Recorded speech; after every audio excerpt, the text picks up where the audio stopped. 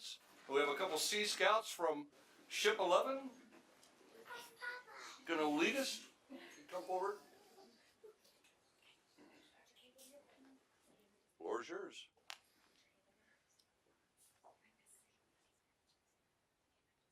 Everyone, right hands over your heart. Ready? Begin. I pledge allegiance to the flag of the United States of America and to the republic for which it stands, one nation, under God, indivisible, with liberty and justice for all. And now a moment of silence for our troops.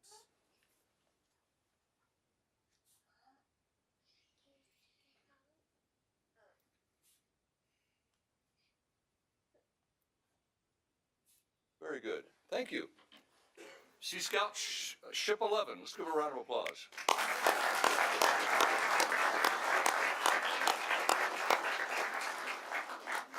All right. Item 3 on our agenda. Roll call, please. Mayor Chair Ledford. Here. Mayor Pro Tem Vice Chair Correa. Here. Councilmember Director Hoffbauer. Here. Councilmember Director Betancourt. Here. Councilmember Director Bishop. Here. We have a quorum. Okay. Item 4. Waiver of full reading of resolution. So moved. Second. Got a motion and a second. All in favor? Aye. Any opposed? So ordered. Item 5. Resolution reciting election results. Who's going to do this? City Clerk?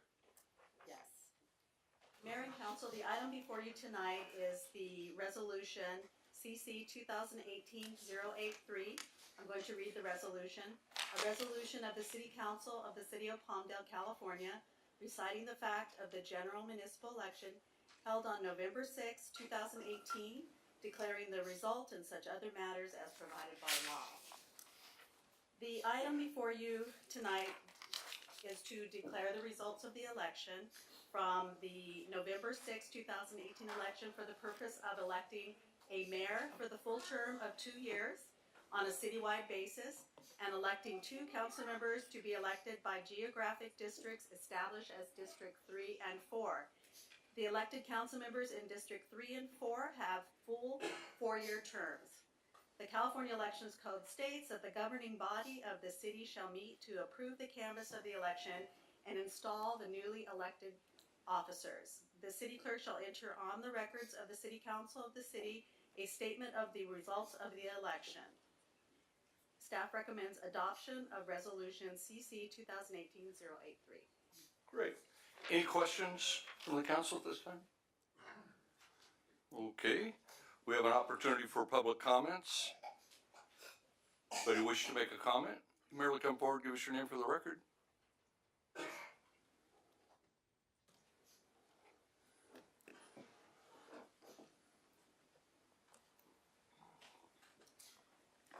Good evening, Mayor, Council. My name is Javier Flores.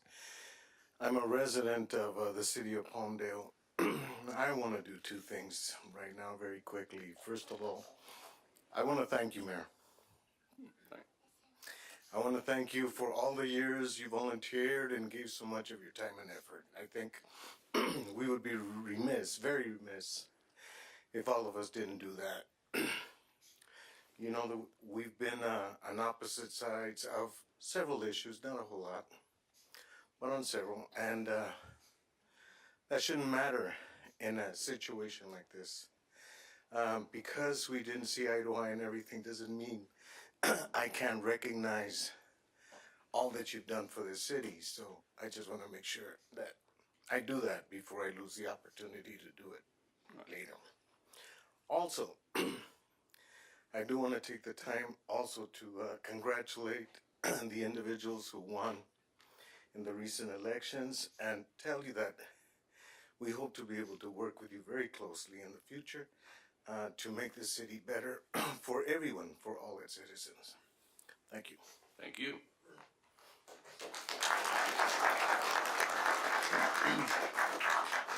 Yes, ma'am. My name is Marcia Furman, and I live on Carroll Side for 34 years. For 26 of those years, Mr. Ledford has led this council, and it has taken the entire council to keep us always on a positive, forward-moving mission. I look around our city. So much of it is it's just really wonderful, wonderful. We have a wonderful city. We live in a wonderful country. I believe that our council as a whole, over all these many years, has always had our best interest at heart and has worked for our city to grow and prosper and to be proud to say we're from Palmdale and not carry an unkind burden for its citizens. You've kept the standard high, and I know I appreciate it. And I look forward to us continuing to move forward. No reason for us to backtrack in anything, just forward, upward, and onward. So, thank you, Mayor. Thanks. Thank you.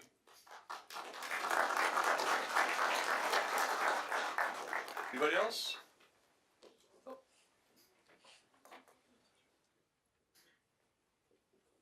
Oh, a colleague. Yes, a former colleague. So good evening, everyone. Good evening, council. And so I just wanted to come and also express some gratitude. I know that there's so many people in our community who have just seen the city thrive and have really recognized that your heart is truly invested in the city, in this community. And I think that we're very fortunate to have had your leadership. Politics is, challenging, and it's not always positive and rainbows and sunshine. But I think that you make it look, very, very easy when you're out in the community. But just thank you for your service. Thank you for the way that you've engaged with our city staff, because I know your efforts have been to always have a collaborative, positive environment. And so congratulations to the new individuals on the city council, and I look forward to good things to come. Thank you. Thank you.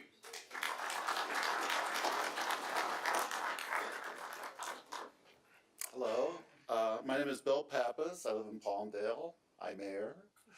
I just want to acknowledge you. I moved here in 1990 and I commuted till 97, so I wasn't around when you were doing a lot of things that made this city a great city, place to call home. And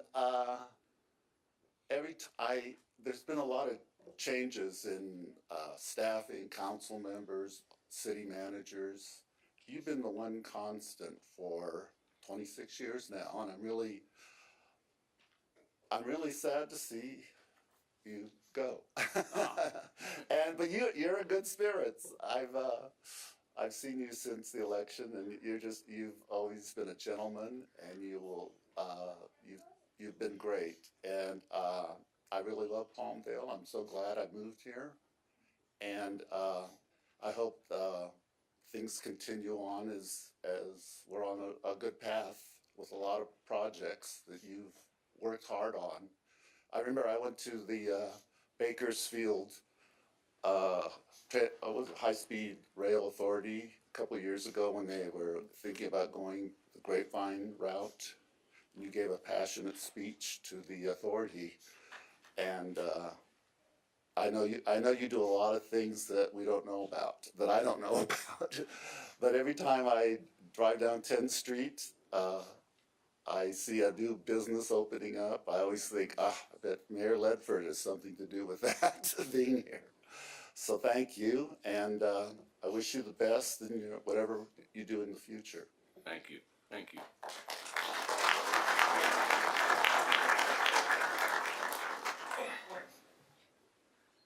Council, ladies and gentlemen. Well, Jim, I want to come up as a human to human, the person to person, and thank you. When I moved up here 11 years ago, I participated in an age walk like I do down below. And the leadership of Palmdale and Lancaster were at that age walk. And I was standing around. I'm nobody. I'm just a guy with a bunch of cats that lives in Lancaster. The mayor of Palmdale turned around and said, "Good morning, how are you?" And I've never forgotten that courtesy, Jim. And that courtesy is extended all these years that I've met you at all these gatherings. You've always been polite, kind, and decent to me, and I wanted to thank you for that very much. And good luck to you. Thank you. You're welcome.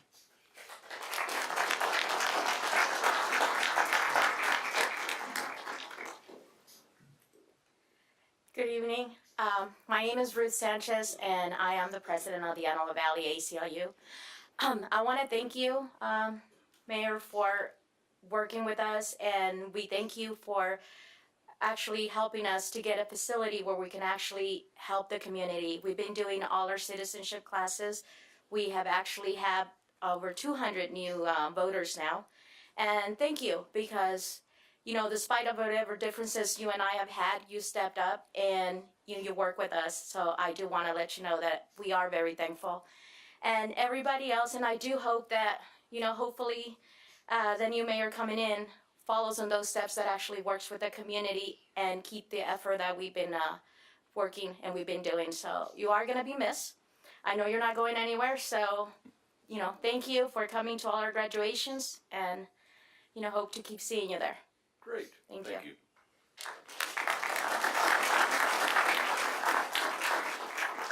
All right. Anybody else? All right, council, why don't we talk about a motion? I'll move to approve. Got a motion? Second. And a second discussion? Why don't we, Gotta hit the button there. the motion's done. Nope, I just withdrew it. It's like Christmas. All right, we got a motion, we got a second. This isn't responding. Go ahead and start voting. Okay. The second was Juan Carrillo. Okay.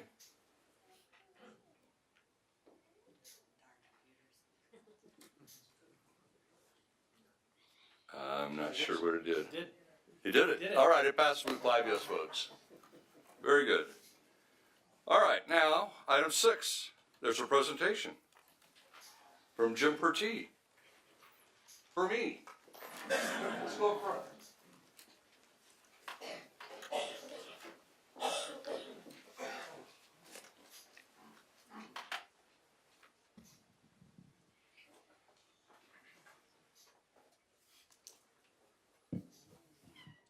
Solid gold. Mayor, this is just a small token of our appreciation for your 26 years of services on the council and as mayor, and service before that on the planning commission. This city would not be what it is today without your help and without your guidance and leadership and vision. And the projects we're working on right now to create a renaissance in Palmdale wouldn't be happening without your vision going back decades to bring those forward, and we're starting to bring them into fruition now. So with this, we kind of close the curtain on the Jim and Jim show. Jim Squared. Jim Squared, and we'll move on to the Jim and Steve show. But it's been a wonderful 3 years. Somehow it seems longer, like we've known each other for 30. But it's been a great time.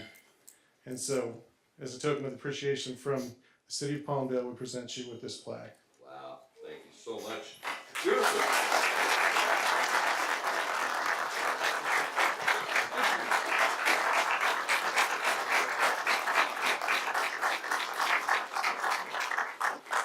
And I believe Mayor-elect Hoffbauer has a token to present. Thank you, Jim. Jim, we've known each other for a long time, and as long as I've known you, this thing has been up there. This has been yours. I want you to keep that. That's yours. And on behalf of the city council, take it home and I've never had to use this. I've never had to use the gavel to get somebody's attention. Never had to use it to throw anybody out of a meeting. There are a few I wish I had. There you go. But it's all good. Well, thank Okay, you sir. very much. Yes, sir. Thank Good. you. Thank you. All right. So I have to turn the mic over to you for just a second here. Well, I wanted to let everybody know Don't feel sorry for Jim Ledford. You kidding me? I've had a 32-year run with this city of Palmdale. And I talked to the staff earlier. I've had got to work with 6 different city managers and was able to be here to be part of a lot of transition and a lot of good positive movement here in the city of Palmdale. So my first thoughts right away is I get to do something different, and that's not a bad thing. But more importantly, I wanted to say thanks to everybody in the community. Everybody in the community, we've had an opportunity to develop a relationship and develop consensus on some pretty big challenges. This stuff is not as easy as it may look. And I think we try to make it look easy, but quite frankly, we deal with some tough issues. And so I just want to say to all the residents in the city of Palmdale, thank you for being part of a collaborative spirit that's produced, I think, great results for our city. Our city certainly is much different today than it was when Jim Ledford showed up back in 1985. And so my 32 years has been great. 26 as mayor, unbelievable. I never saw myself as being mayor of Palmdale. I grew up in this town. I'm just a kid in Palmdale that had an opportunity to lead our community. And I'm proud of that. And quite frankly, it's been a great adventure, great ride. I have no regrets. And I'll see you guys around because I'm not going anywhere. I'm still a member of this community and I will be engaged and involved in the future. So with that, yeah. Yeah, I'll come back as a gadfly. No, I am going to be a part and involved, and I look forward to working with everybody here. This is not a negative thing; it's a positive thing, and quite frankly, I'm way beyond my average. So, with that, I want to say thank you to everybody. I appreciate all the relationships and fun endeavors we got to run with, and some great accomplishments. We just have to stay engaged, and great things are coming to Palmdale, as great things have come to Palmdale. Now, I go through a whole litany of accomplishments, and I'm not going to do that. But I'll tell you this.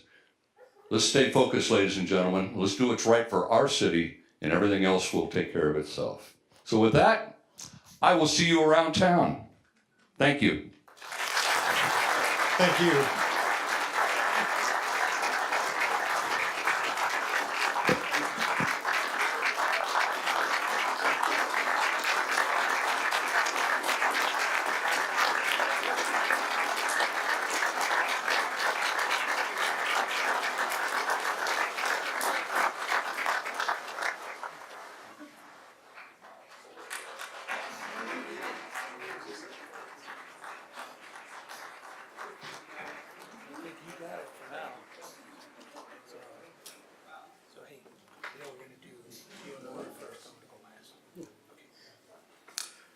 Well, thank you, Mayor Ledford, for those wonderful words. There was a lot of true feelings, sincere.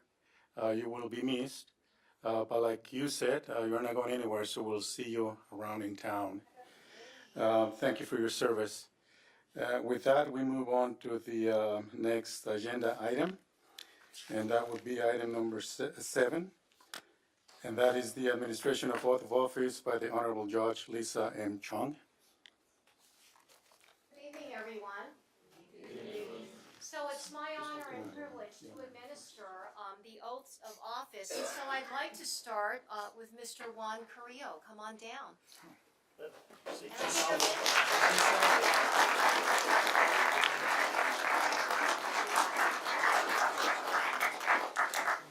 And Mr. Carrillo, I think, is this your lovely family sitting next to me? And I wanted to ask if I could stand up and Absolutely. next to.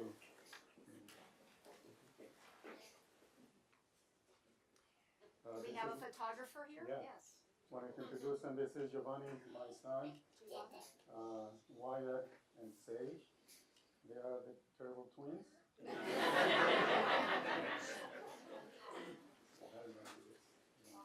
Well, you have a lovely family. So. And I'm the wife.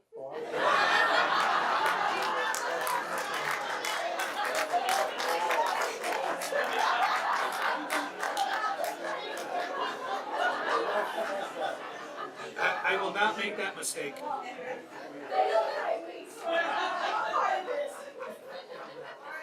everybody ready? Raise your right hand and repeat after me. Carrillo, State your name. Juan Carrillo, Do solemnly affirm do solemnly affirm that I will support and defend that I will support and defend the Constitution of the United States the Constitution of the United States and the Constitution of the State of California and the Constitution of the State of California against all enemies, foreign and domestic. against all enemies, foreign and domestic, That I will bear true faith and allegiance that I will bear true faith and allegiance to the Constitution of the United States to the Constitution of the United States and the Constitution of the State of California. and the Constitution of the State of California, That I take this obligation freely that I take this obligation freely without any mental reservation or purpose of evasion, without any mental reservation or purpose of evasion, and that I will well and faithfully and that I will well and faithfully discharge the duties upon which I am about to enter. discharge the duties of which I'm upon about to enter. Congratulations.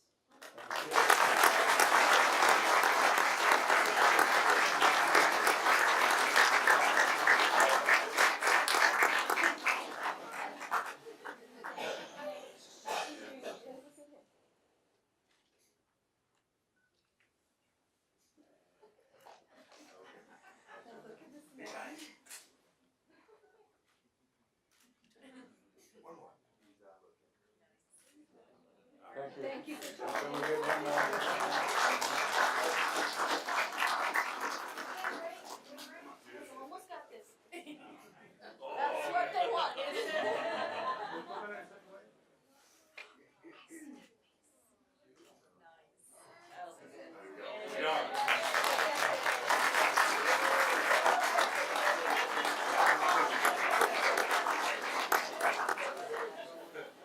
And then if you could sign.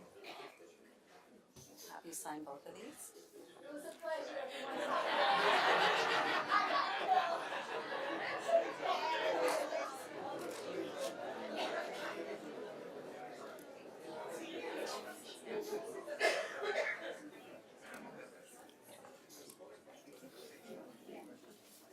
All right, next, the second oath, Laura Betancourt.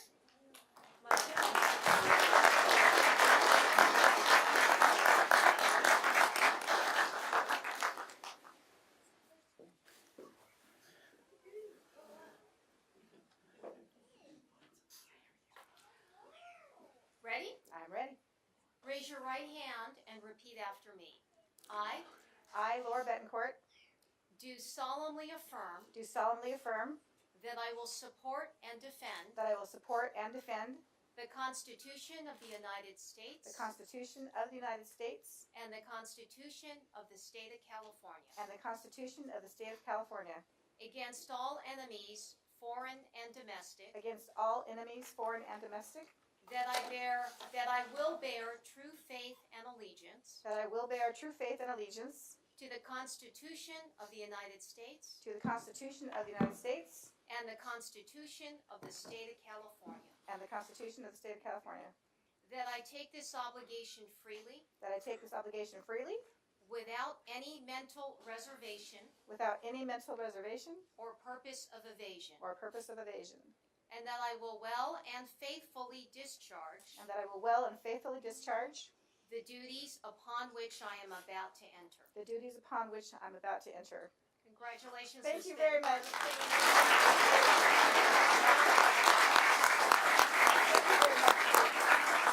Let's make you official and sign off. Okay. Proceed.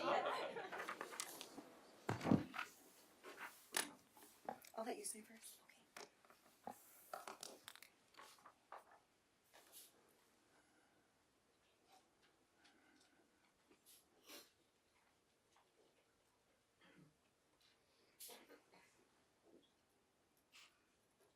All right, and finally, our incoming mayor, Stephen Hoffbauer.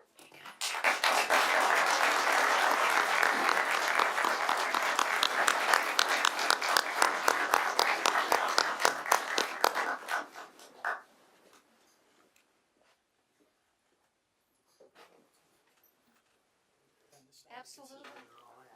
And your lovely wife? Barbara. Hi, Barbara. Raise your right hand and repeat after me.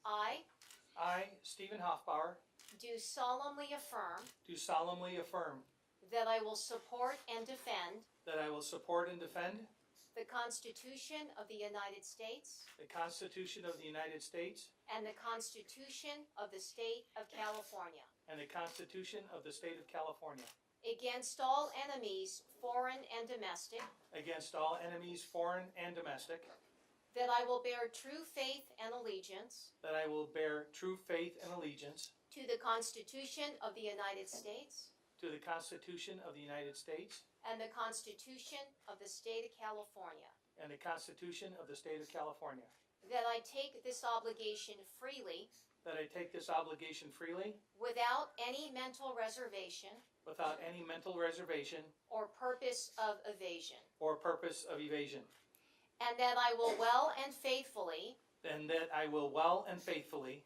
discharge the duties discharge the duties upon which I am about to enter. upon which I am about to enter. Congratulations, Mayor. Thank you.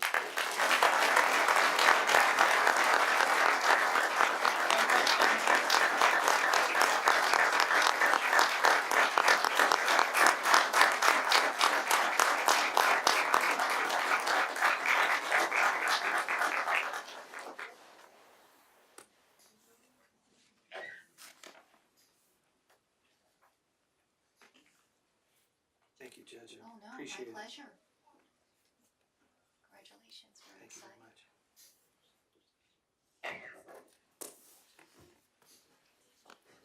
That's just for you. Okay.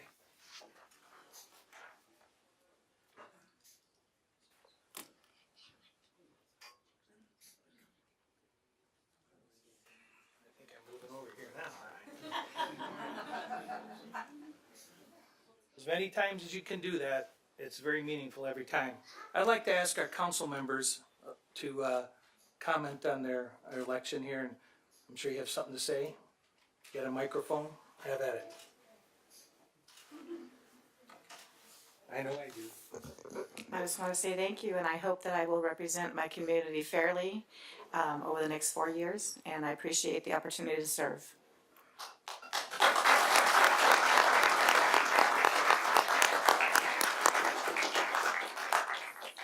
What a tremendous effort this election was. There were certainly a lot of groups, not to mention the unprecedented number of voters that came out in this past election because of the national politics that are going on.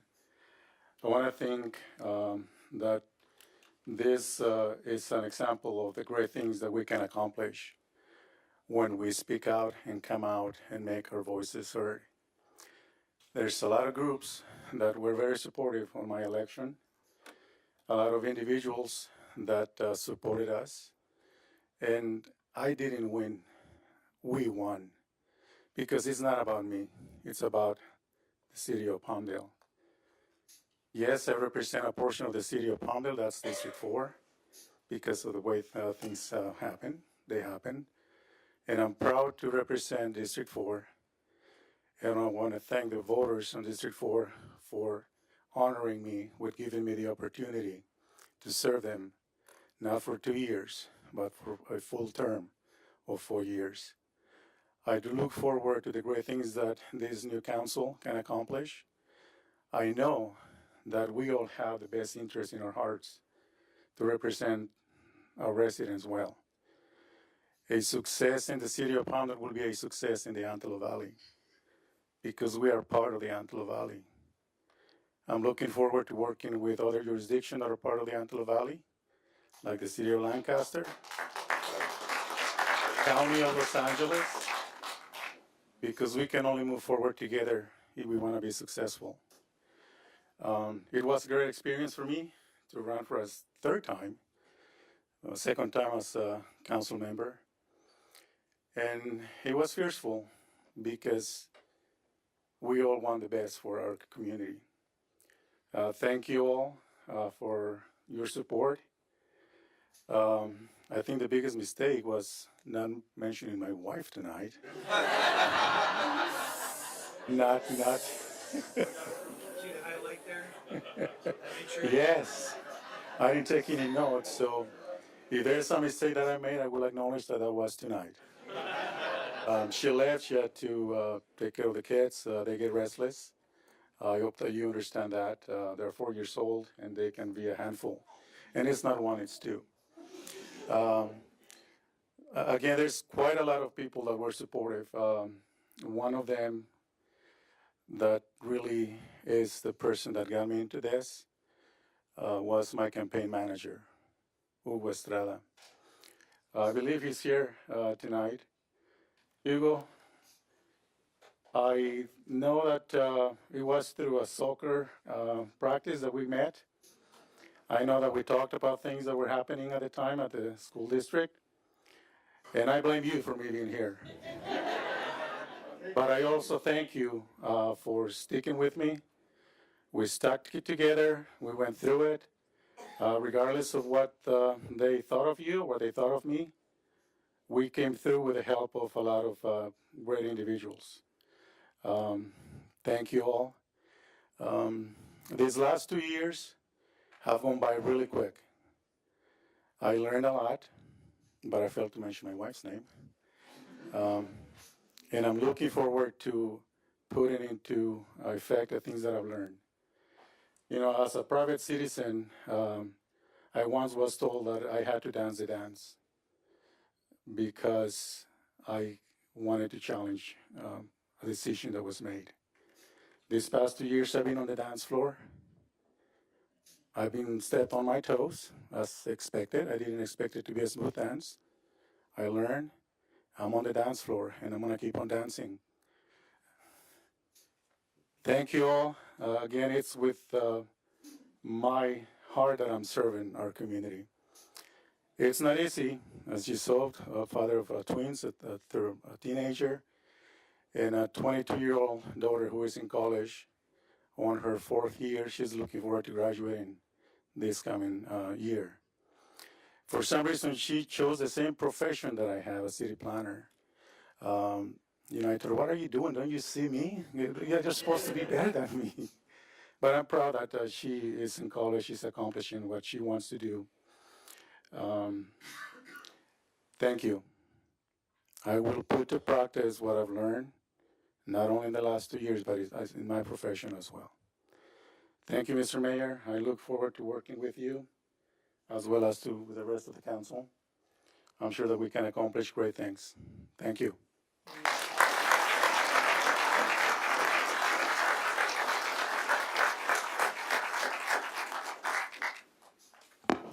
The view's a little different from this seat. All right. So those of you that know me know that I'm not known for being concise. So I made a point of writing it down. So I'm going to try to stick to the script, okay? So first, thank you to the voters of Palmdale. Thank you for trusting me in this role. It really is quite humbling to. I would have never thought that some dumb kid from Chicago would end up being a mayor of a city someday. And here we are. So, first and foremost, not to take the path that Mr. Carrillo did, I want to thank my wife, Barbara.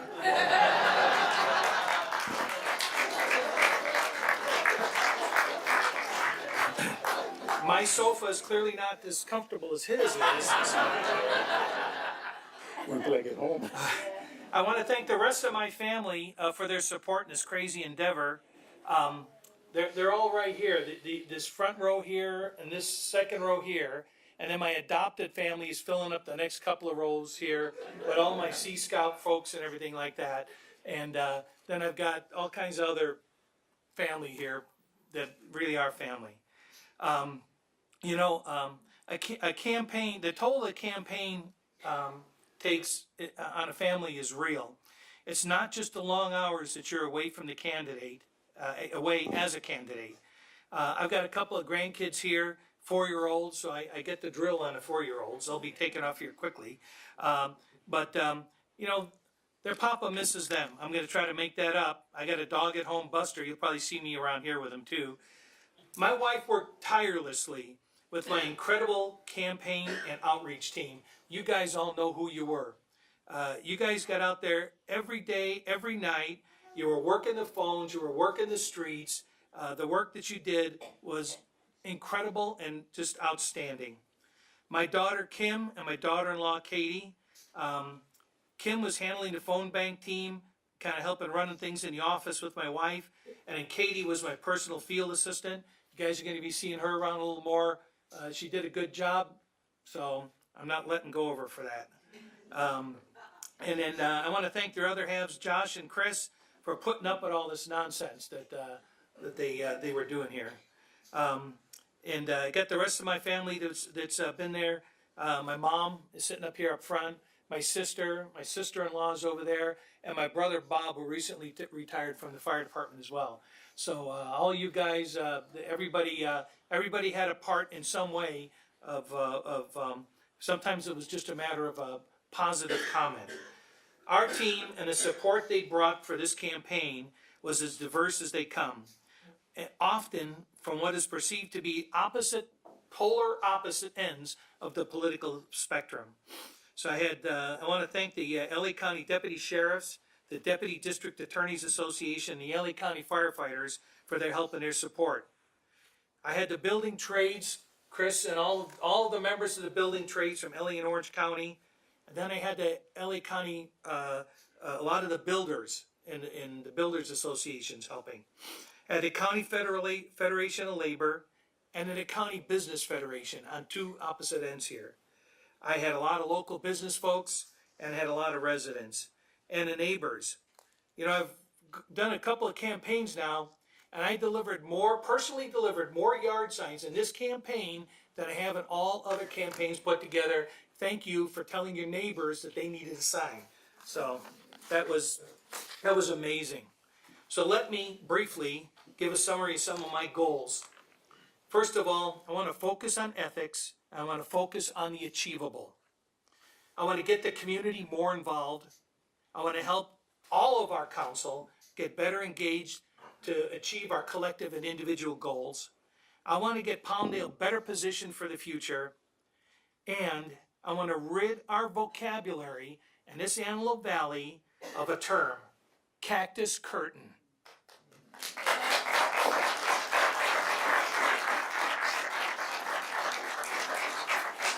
There's no monster under the bed.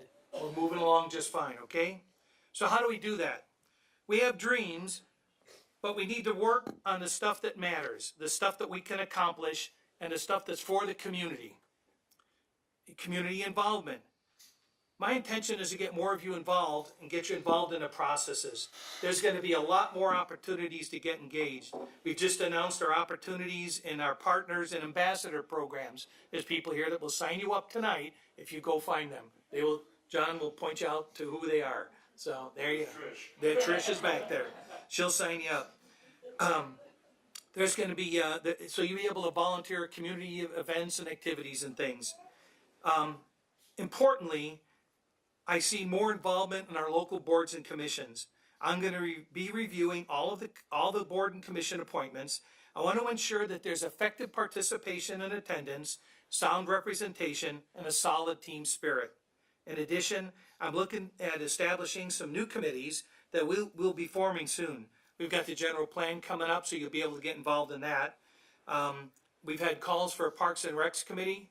We're going to be doing that. He's making notes, isn't he, over there? I can see the city manager is making notes. And a public safety committee. We're stronger if our foundation out there is broad and diverse. Let me know if you're interested in something. Each district has unique features and needs. Together, we make our diverse city whole. I want to be the second rep to each of the districts. That's all part of that thing called teamwork. Today, we're better represented and more effectively engaged in the critical boards and agencies than ever before in our history. We are engaged at the state and the federal legislative levels. We are bringing new grants to our community and our businesses. Our air quality district and our transit authority positively affects people's lives every single day out there. The reopening of our airport is just on the horizon, and a privately operated train to Vegas, now going to be called Virgin Trains, was Brightline, was Express West, that is just around the bend. These are huge regional economic engines. The work that this team has already accomplished in the last couple of years is amazing, ladies and gentlemen. What lies ahead is even more fantastic. The challenges Palmdale faces are not especially unique, and they certainly don't stop at our city borders. We've actually had a decent working relationship with all of our regional partners. Now, it will improve. You are only vulnerable if you allow yourself to be. Since the election became clear, I have been reaching out to neighboring jurisdictions, to the north, to the south, to our town councils, on topics of mutual concern and interest, and I will continue to do so.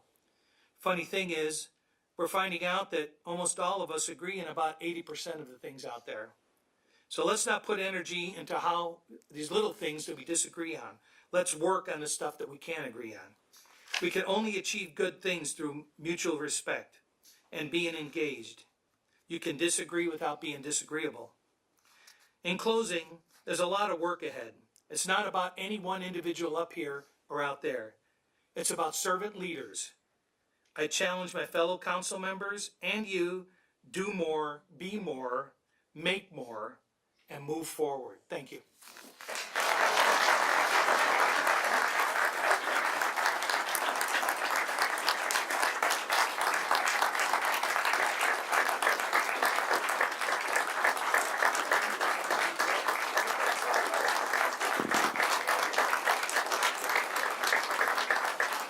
Where's that gavel? Where's that gavel when I need it? So I think, Madam City Clerk, we're recessing. That's why you're all getting up, because you all wanted to be first in line for the cake, right? So we're going to take a recess, and we'll rejoin here in a little bit. And my family and friends, if you all are, I'm hoping to see you over at BJ's when we're done. So anyways, we're going to be recessed.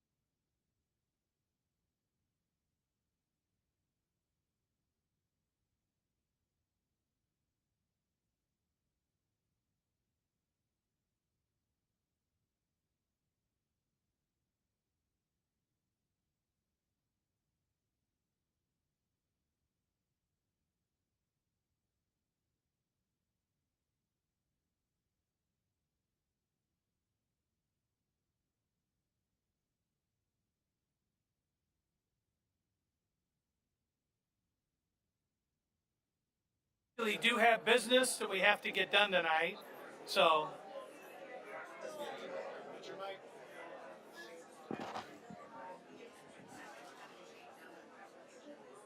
Okay. So you tell me when. They got quiet, Becky. No pressure.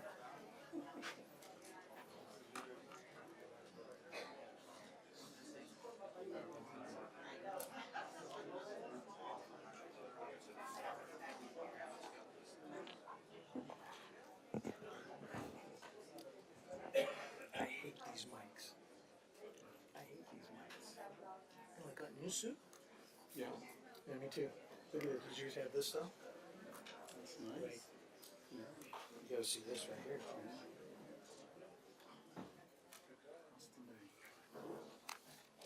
We all good? I'm just waiting for the thumbs up from the city clerk's desk over there. We're all good. They loaded up some stuff, so give us just one more minute. We're all set? Okay, we'll call the meeting back to order at whatever time city clerk has here. Next thing up, we've got the presentation. So Palmdale Animal Care Center representative will present a cute critter that's available for adoption. So that's why I sent my wife and grandkids home, because otherwise I'd be taking this guy home. So, all right, let's go.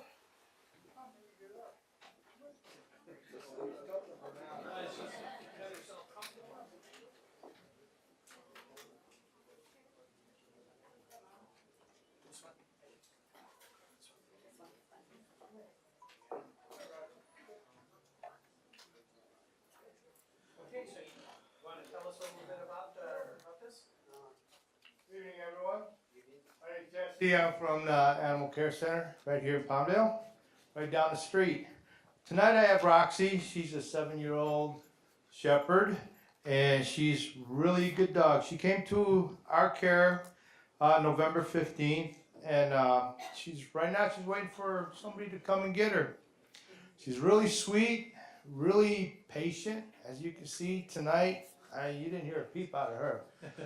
You know, she just laid there and liked to be pet and everything. And she's one of our helper dogs for our Dogs Playing for Life. You know, we have play groups, and she is one of our greeters and helpers. She helps the 2 officers when dogs come into the play area. She'll let them sniff her, she'll sniff them, and then they go about their business. She gets a little playful when they want to play, but she really just, you know, watches the area and watches everybody else. So she's a good dog. We had her in our Christmas parade this past weekend. She walked the whole thing. For 7 years old, she was a trooper. You know, so she's available now. She's chipped, she's fixed, she's got all the shots for the year. So you can come and get her. She's located in 1503 at the shelter. Great. Thanks, Jesse. So you too could be the proud owner of one of these dogs. They do a really good job over there. Jesse and his crew over there, they do really good work. And let's save some of these dogs, huh? Okay? All right. Thank you, sir. Thanks very much. Okay, great. Thanks. All right.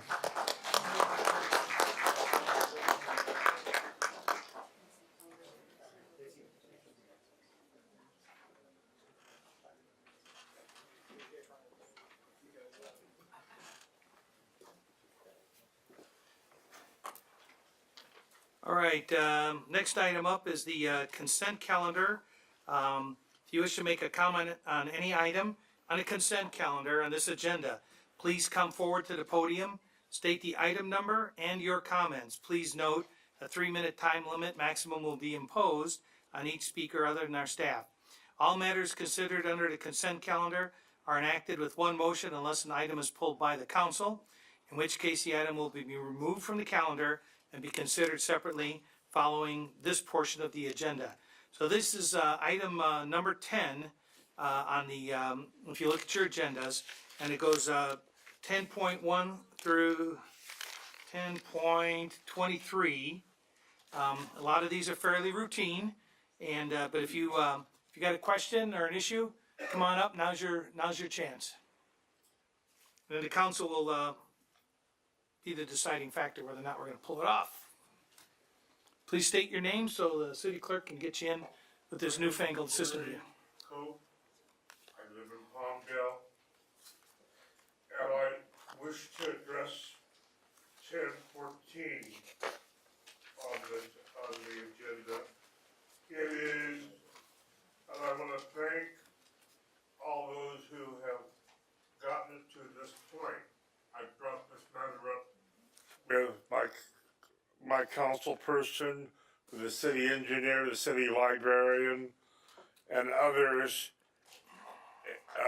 This will put a floor of some sort in where the library pit, in the library, where the pit is, where the computers are.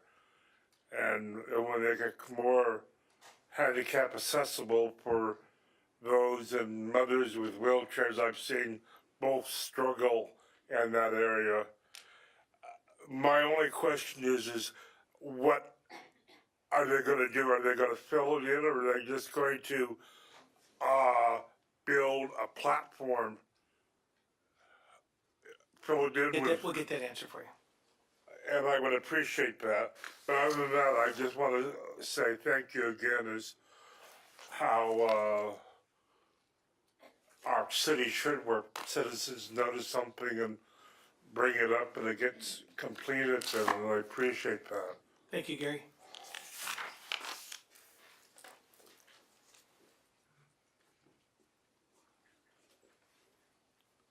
Good evening, and congratulations on your new Thank you, election.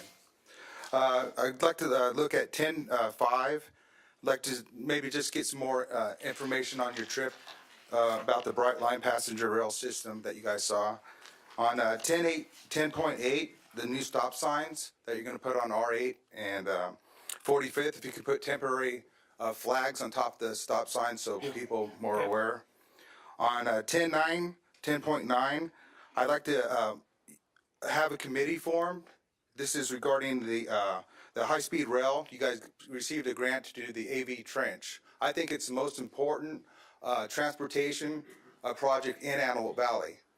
And because it's congestion, smog, and everything. We know there's going to be 1 million people here in this valley, and we're not stopping for no train. You know, it's just crazy. So if you could, I doubt if you guys have even read the report yet, even though we spent over $100,000 on it. And I think it wasn't at the library. So I think there needs to be committee. I'm glad Lancaster's here to support Palmdale. And, but I think there needs to be joint committee, because I think this is the most important project in Antelope Valley, is putting the railroad in a trench like they've done in Reno, Riverside, everywhere else.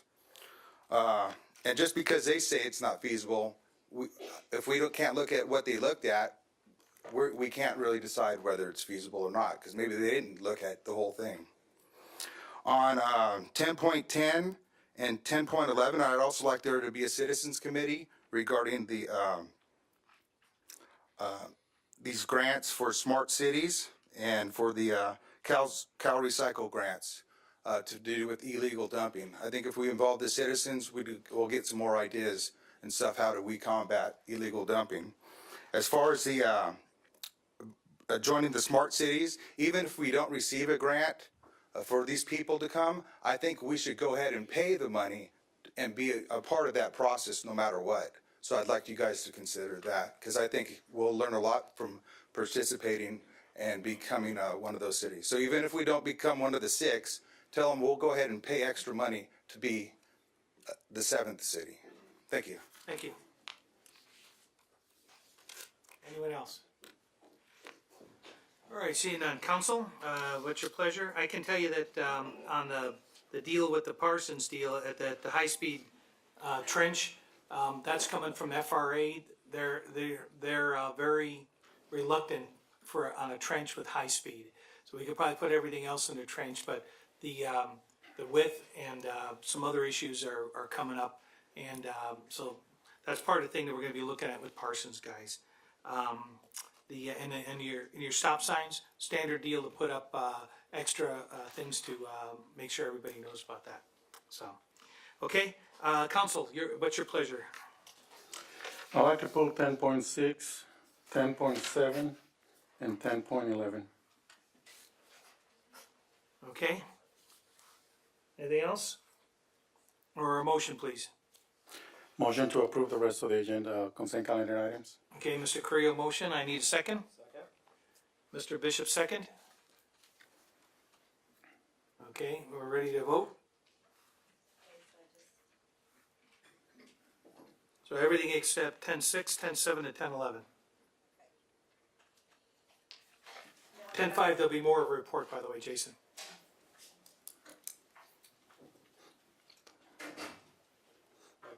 Yeah, I think you need, do you need to push the second button there?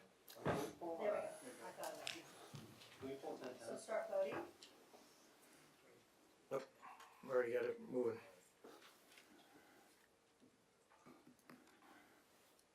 Okay, motion passes 4-0. On 10.10, that's a dumping thing. I think that's gonna be the topic next week at the council workshop, so. Alrighty, so moving right along. That'll take us to 10 point, yeah. Well, 10.5 was the not pulled. What's that? No, we didn't pull it, no. So 10.6. 10.6, I wanted to pull that item because I started to see a lot of these modifications to the general and the bargaining units. I think that it's time for the council and maybe, I don't know if a workshop would be appropriate, but maybe a memo from our city manager to see if we can start considering including the rest of the employees in the bargaining unit. It doesn't have to be the same bargaining unit, I understand that. But these things keep coming, and I think that if the council is willing to start that conversation, and maybe again, the city manager can provide us with a memo, maybe doing a survey to the rest of the employees to see how they feel, if they see that something that would be to their benefit. As a representative employee, I do find a big difference in my employment because I can be represented. Can we get some feedback at some point in the next couple of weeks on what that process would look like, Mr. Pertine? We can put something together. Okay, very good. Okay, so I need a motion on that item, please. Motion to approve. And I need Mr. Creo, and a second by Mr. Bishop. And we'll call for the vote. Start voting.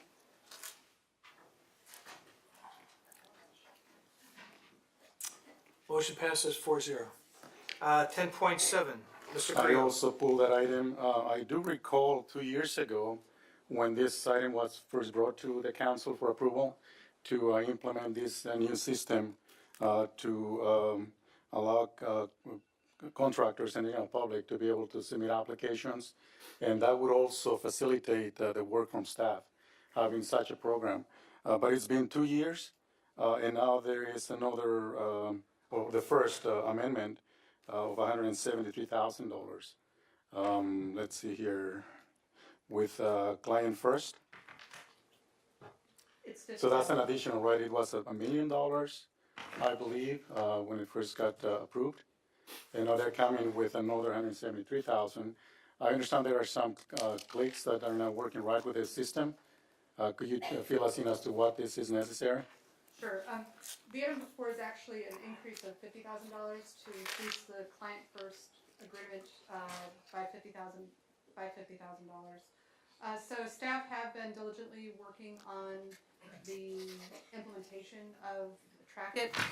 Trackit is a system that will replace our permitting, licensing, inspections, code compliance. It's merging a number of different technologies into one system. And so staff have diligently, across all of the affected departments, been going through the process of outlining the workflows, defining the needs of the system, and have been in active testing phase when there were some concerns about certain functionality within the system and questions of whether it was creating more or less efficiencies for staff than that it was curing. And so we've been in a deliberative process with the software company, with the staff, and with client first to vet the issues, to understand, are they issues with the software?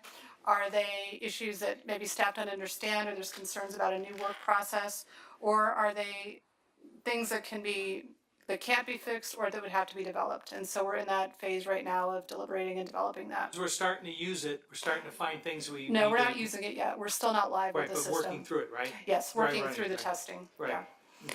And really important that for the staff that as they were going through and the issues that they raised, that before we went live, that we wanted to make sure that those issues were resolved and that the questions that staff had were resolved. Okay. And I do appreciate that, making sure that our employees have an easy way to process applications, keep track of them. Same thing for the contractors and the general public. As long as we're making sure that. If it's easy for them, it's easy for the public. Correct. Gets them in and out. Correct. It makes it more efficient too. I understand that. Thanks for the explanation. Thank Okay. you. Okay, so I'll need a motion on 10.7, please. So moved. Mr. Bishop, Second. second by Mayor Pro Tem Carrillo. Call for the vote.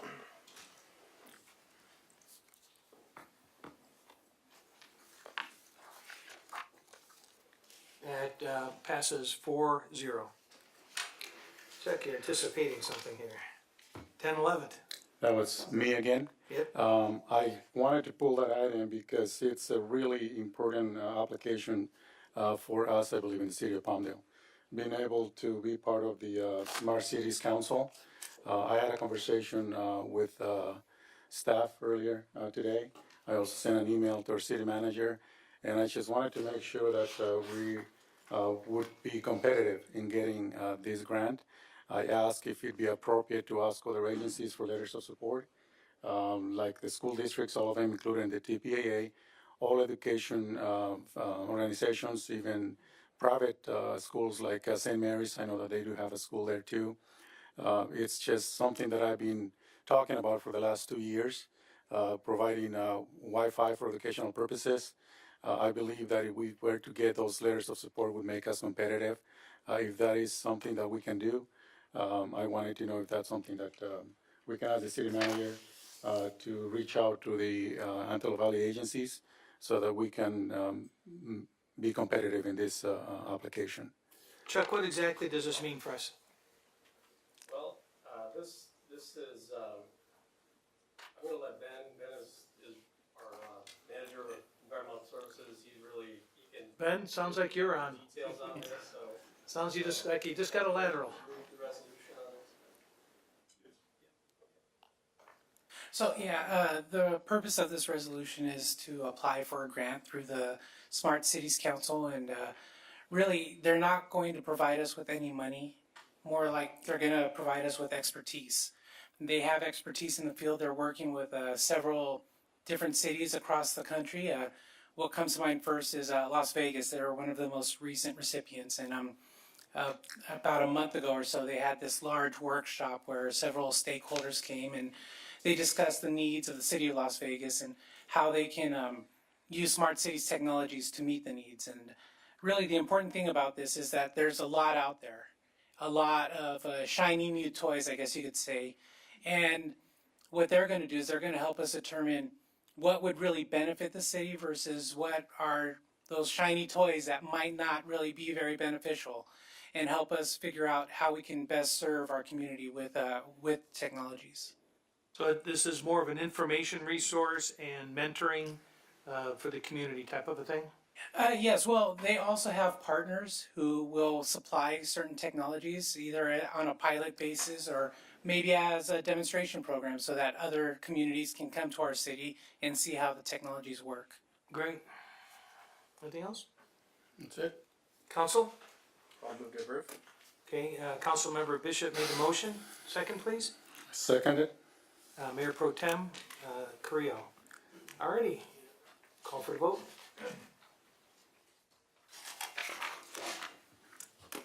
Item passes 4-0.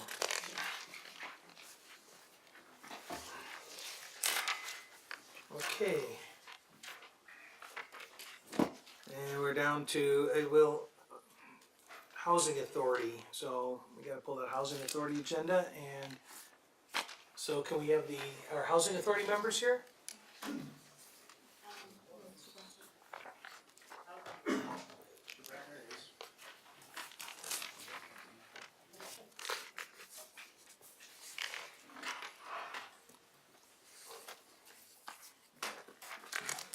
All right, where's my Housing Authority agenda?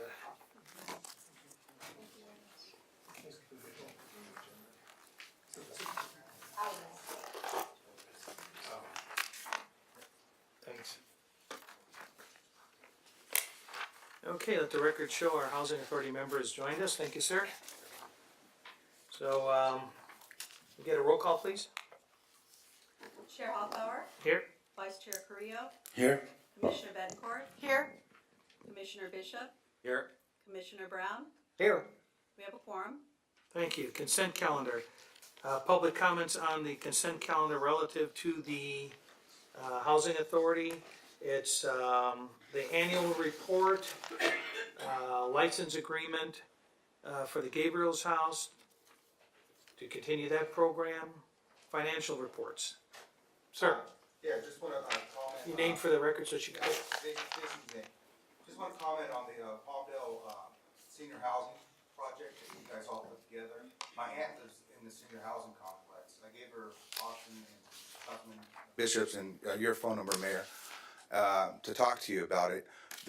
All the seniors that live there are very worried about they keep raising the rent on them. Right now, by the time she pays her rent, she has $200 to live on. So that's all she has to eat, $200. Well, we don't have an item on that here. Oh, I know that, but I want you guys to be aware of it. I kept calling the city, the manager that runs the complex. It just goes to voicemail over and over and over again. She calls back, and then she says, "Well, we're not always at the office." So you know Mike and Sophie back over there? I've talked to them about it. Okay. I talked to them about 2 years ago, All right. and the problem is that they've never been resolved. Okay. And Let's get together on that. Jim, can we? the other problem is, I think if Let me get this resolved here real quick here. So Even we though have a it's not senior rent agenda. subsidy program. I don't know if she's applied for that, where we pay, she only has to pay 30% of her income toward the rent and we pick up the rest. I don't know if that's happened the last 2 years. I think when you brought this up, we actually created a program. I'm shocked that your mom's not in it. So definitely talk to Mike and Sophie. We might be able to help out there. No, when I talked to Mike, and he didn't even mention it to me Well, 2 years ago. It didn't exist 2 years ago. Okay, It's 2 just years happened within the last 2 years, so. Okay, but the thing is, she's not the only one affected. I just can't understand how we got free money for redevelopment, so it's free land, you get these low interest loans, you get all this grant money, and seniors still have to pay $750 when they're only getting it doesn't make any sense. Why doesn't the city just take over and manage it themselves? Because the state has taken $31 million a year away from us. I know, but the other thing is, all the rents are based on LA County as a whole. They're not based on Antelope Valley rents. So these investors that invested in the senior housing complex uses LA County rents instead of Antelope Valley rents. You see how they do it? So they can charge our seniors more money. All right, so give me a call and we'll talk about it. But the other thing is, we need a senior, a person that manages that complex. When a senior citizen calls or somebody calls that complex to see if there's rooms available, that they answer the phone. My aunt even calls down there. She's never there. So we need to put somebody in there who's passionate about the cares. I don't know how much control we have over that, though. I know, but we need to put somebody in there who has passion for our seniors, not just a worker. Understood. That's all I need you guys. Okay, I'm familiar with the concept of, I got a mom Okay, that's got thank you. some of the problems. Thank you. Anybody else on the consent calendar? Need a motion to approve it, please? So moved. Mr. Carrillo, Second. and a second by Mr. Bishop. Call for the vote.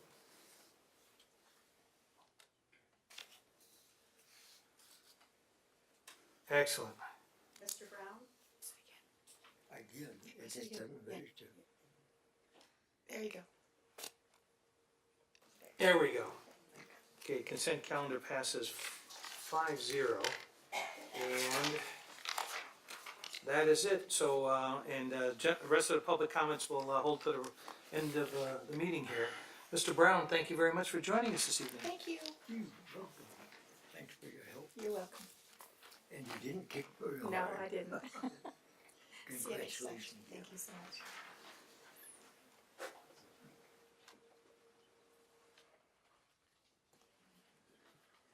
Where are we at here, Becky? We're at 12.1 of the city council meeting. And to follow the screen. Okay, it's lit up. Great. All right, you have the city attorney back. All right, we're at, now we're at item 12 on the city council agenda. And this is the, this is a nomination for a alternate position on the Antelope Valley Transit Authority.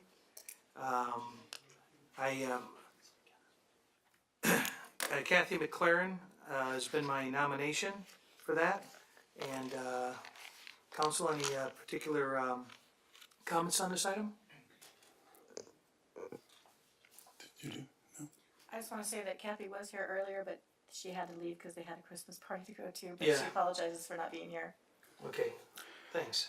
My comment is, want to thank you, Mayor, for providing the 3 applications. And I do hope that that practice continues with all the appointments. In the past, in some of the appointments, we were not able to see the full list of all the applicants. I think that's a great thing, shows transparency. And again, I would ask you that we continue to do that throughout all the appointments. It gives us a chance to see who the applicants are, rather than just having a name, without really knowing who the other applicants are. I think we all agree on that, Mayor. Yeah, so. Great. It's unanimous. Mr. Bishop, anything? No. Okay. Actually, there's a thing on here, I skipped ahead. Any public comment on this item?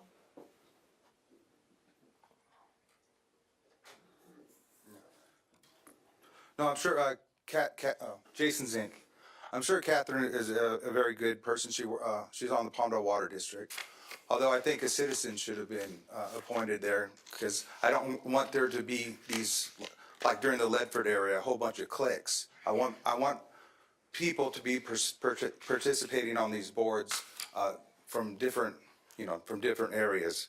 I've expressed this before to you, that I want somebody from Supervisor Barger that isn't from, that when she makes her 2 appointments, that are not from the cities of Palmdale and Lancaster, but live in unincorporated areas. Maybe a president from the Little Rock Town Council or Pear Blossom Town Council, or something like that. We need to empower our town councils. If our town councils aren't healthy, Antelope Valley isn't healthy as a whole.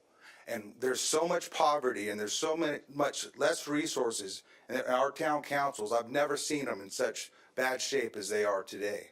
And it's because they've been neglected by the county. And I hope you as mayor will take a special interest in the town councils to empower them. Okay. And, but I am glad that Catherine is from the east side of Palmdale. Right. No, she stepped up when we first started to discuss the problem, and she came forward and has been following the issues. I think she'll be great. Anything else? Okay, seeing none, I'll entertain a motion on this item. Well, I did the motion, so I'll push the button on that. I'll go ahead and second it. Okay, Mr. Bishop? And we'll call for the question.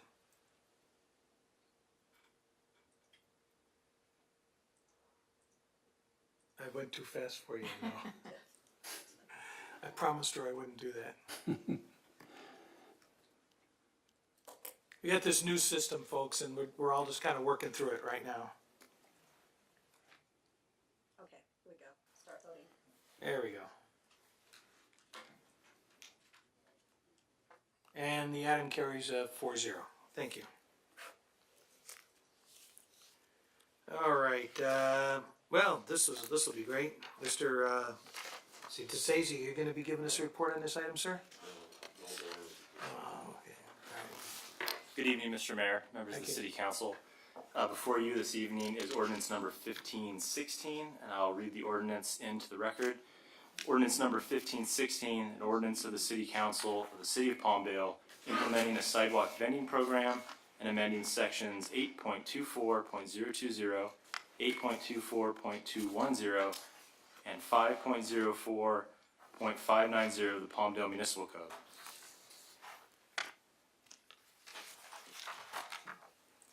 That's as good as it gets? It's as good as it gets.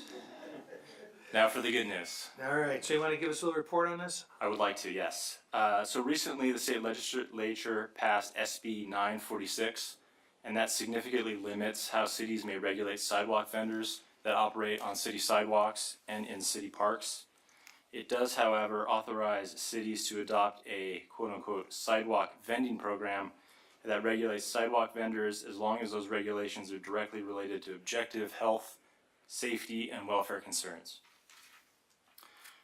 It also prohibits sidewalk vendors from, cities may not prohibit sidewalk vendors from selling food or merchandise in city parks. However, cities may regulate the time, place, and manner of sidewalk vending in city parks. Proposed ordinance number 1516 does three things. One, it restates existing regulations regarding peddlers and commercial solicitors that's found in section 5.04.590 of the Municipal Code. It also amends the solicitation section of in 8.24.210, which relates to parks and recreation areas. And it also makes some changes to our enforcement mechanisms related to sidewalk vending. So let me go through those individually. First off, with regard to sidewalks, proposed ordinance 1516 implements a sidewalk vending program and restates our existing regulations on peddlers and commercial solicitors. But it also states the welfare, health, safety, and welfare concerns that are required to be listed for the ordinance to be enforceable. Specifically, the code will limit peddlers' hours of operation within residential neighborhoods to daylight hours. It'll prevent peddlers from peddling or soliciting from residents with no solicitation or do not serve signs. It prevents peddlers and solicitors from intentionally obstructing the free movement of people on sidewalks.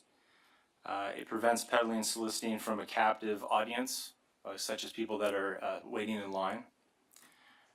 It also prohibits peddling and soliciting within 1,000 feet of schools during school hours. It requires persons engaged in the business of peddling or selling or delivering food products to have a means of accumulating trash and recyclable items. And it also prohibits vending in the immediate vicinity of any area designated as a special event. And finally, it prohibits vending in or within the immediate vicinity of any permitted certified farmers market or permitted swap meet during their operating hours. Secondly, proposed ordinance number 1516 amends the solicitation section of the Parks and Rec section of the code, and it establishes regulations specifically related to vending in city parks. Primarily, it prohibits sidewalk vending and requires that there be a 100-foot buffer between sidewalk vendors in city parks. It requires the vendors vend from sidewalk or other paved areas of the park. It prohibits sidewalk vendors from vending any pool areas of the city parks. And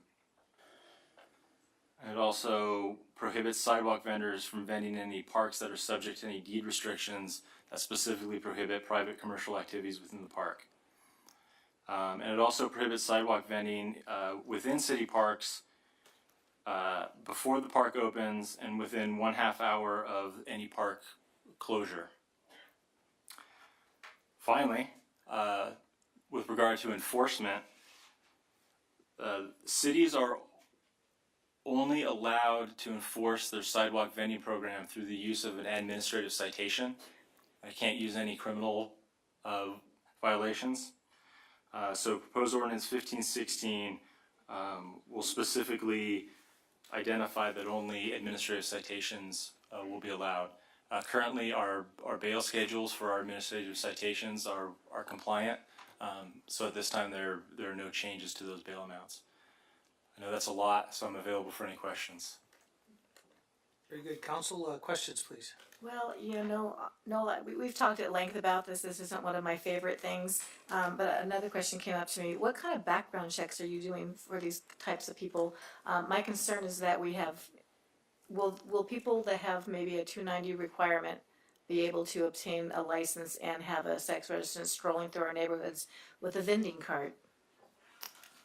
That's a good question. They do, with any, well, not any business license, with most business licenses, we require that they submit a photograph and fingerprinting, and so there is a background check that's associated with obtaining a license to be a vendor. Okay. Is there anything in the legislature that you know of that prohibits a sex registrant from obtaining a vending license? Because I don't want that to be an excuse for them to strolling through our neighborhoods and in our parks. Do we know if that's prohibited under the 290 registration requirements? I don't know that specific question. Because you can see where this would be, it could be an issue down the road. And I want to be very careful with who we have wandering through our streets. I understand where you're going with that, Okay. but I don't specifically know the answer to that question now. Okay. That's something I can Maybe look we into. can look that up. That would make me feel a little more comfortable. Not today. There's a couple of things that I see contradictions with, but the first one is the definition of what the sidewalk is on the park. Is the sidewalk understood to be the perimeter of the park, or is it the sidewalk going inside the park? Because there are different pathwalks which could be considered a sidewalk. Is your interpretation of the sidewalk to be the perimeter of the park? Well, it actually encompasses both situations. Vending will be allowed on essentially any paved surface in the park. So that would include any sidewalk that surrounds the park, and then any paved pathway that goes through the park. And for the streets, we have a lot of streets that don't have sidewalks. They'd be able to vend on the street if it didn't have a sidewalk. You're not allowed to vend in the right of way. You have to be on a sidewalk. So if there's no sidewalk, you wouldn't be able to vend on that area. Street? Okay. So are we then, with this ordinance, allow them to sell on city parks or not? Because if they're not able to go into the park through the sidewalk, they cannot be on that sidewalk. But then could they be on the side of the sidewalk, on the grass area? Or essentially, is this ordinance saying, even though the state allows you to sell in the parks or sidewalk sales, seems like our ordinance doesn't really allow for any sidewalk I can't think sales. of a park that doesn't have a paved surface going through it off the top of my head. I think I've been to pretty much all of them. I think that we've got a lot of pathways and stuff going through. Missouri comes to mind. You get over to Yellen, there's quite a few surfaces over there. So I don't, I think the idea here is you don't want them setting up on grass and damaging the turf. What about I'm sorry, but we don't want them blocking the walking path either. Where's Barry? Because people that have wheelchairs rely on those sidewalks for access through our parks. So we can't have a vending cart blocking the walkways. I think they're required to maintain the clearance, Right. correct? So two issues. Sidewalk vendors are required to essentially yield to pedestrians. They're required to provide an area for pedestrians to pass. The intent of the sidewalk restrictions in the park is so that you don't have a vendor vending at second base or in the middle of a soccer field, right? So if there's not a paved path between the sidewalk and some other paved path, I don't believe that's a restriction for someone to go into the parks. But if you're actively making a sale, it has to be on a paved surface. And the intent is so that the parks and the areas that people are using for recreation are reserved for that recreation. Okay. So I think the question is here, since it sounds like we may allow this, is what are we going to do to enforce this or to regulate it? Are we going to have our NCO officers have some training and be aware of what the council and what the city is going to need in order to keep the carts out of the way and to make sure that the food that's being served is safe, or whatever products?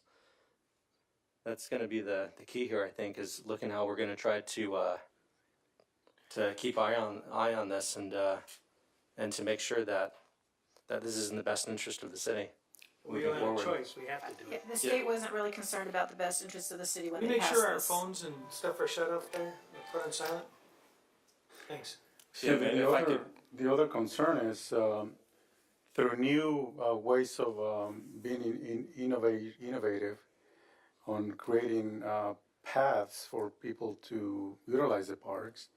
Now we are seeing decomposed granite or DG as paths of access or trails or those kind of things.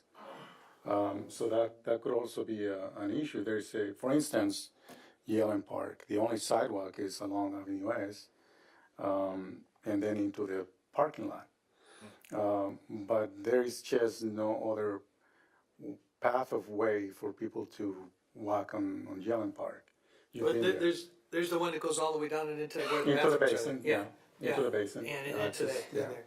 Well, I think that we're kind of stuck with going with what the state's telling us we have to do Yeah, here. I understand that. Yeah, I Right. get that. That's what I was saying. What do we do from here to be responsive to that? To make sure that we're holding these vendors accountable. Well, the ordinance in itself Right. would be the way to hold them accountable. Right, but I think Enforcing we it should. is the issue. Yeah, the enforcement of it, Yeah. though, I think we should definitely use our NCO officers or our public safety officers. It's gonna be one more thing on their plate to keep an eye on. And I'm sure they're gonna need some additional training or some education on the rules and everything that these vendors can and can't do. Every time I go to Dominic Massari, there's an officer there, a city officer patrolling. So there would be your Yeah. way of Can enforcing. we make sure that we get some sort of put us on the training list of some kind here, maybe? Yeah, staff's already set up training between our office, code enforcement, planning, business license to discuss how we're going to implement this program. Okay. This is just the first step. Correct. We need to have the ordinance in place, and with regard to the enforcement, we are limited to admin citations. All right. And The that's- other contradiction I see, you mentioned that the hours of allowing these events are during daylight. But then you say that they would be allowed during the time that parks are open. So the parks are open from 6 to 10.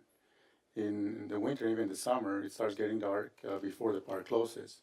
So is the daylight superseding the time of the park that is open? Yeah, there's two things. With regard to sidewalk vending in residential areas, it's limited to daylight hours. Okay. With regard to parks, it's limited to from when the park opens until 1/2 hour before the park closes. Okay. Okay, I misunderstood. Thanks. All right. Okay, there's a required public testimony for an ordinance here. So open this up for any public testimony. If you filled out a slip, so because we have to have that on the record here, and provide your name so she can correlate that. Jason Zink. I think it'd be in the best interest for the city to create a website that kind of explains this in English and Spanish, and kind of give a plot map of where you can and where you can't do this. Also, I'm worried about human trafficking with the vending, because you see these people with selling flowers and strawberries and all this stuff. I don't see them making enough money to do what they're doing. So are they volunteering to do it, or are they being forced to do it, or what? The food handling, are they required to do a food handling course, just like every restaurant person and everything else? Business license, are they required to have a business license? Yes. Okay. We're not trying to go after kid lemonade stands or nothing like that, of course not. I mean, hopefully you tell the the code enforcement people that, and nothing. But let's talk about what's going on here in Antelope Valley and all through LA and stuff like that. You get these Spanish people that are selling tacos and stuff. They're selling them on the corners. There are no sidewalks. It's in the dirt. It's on the dirt, so they wouldn't be allowed to do that anymore. So. I just don't want Antelope Valley and to turn into a ghetto area. That's all I'm saying. Got it. And I think a lot of business owners, and I know because a lot of small business owners that I have in my family, they get very tired of all these people coming in and then outbidding them and everything like that because they don't pay sales tax, they don't pay insurance, they don't pay for business license, they don't pay for workman's comp, they don't do any of this. So they get undercut every time. for these jobs. That's why there's certain provisions in here, so hopefully you'll never level the playing field, but hopefully we can. Yeah, but I think if we have an education course for the vendors that they are required to do and stuff like that, but I just wanted to bring these issues up because It's a good idea, Jason. I Yeah. think the link or even like a pamphlet or some literature, so that way when they're out there, they can show them like, look, these are the do's, these are the don'ts, these are the requirements that you're supposed to meet if they're so happen not to be meeting them.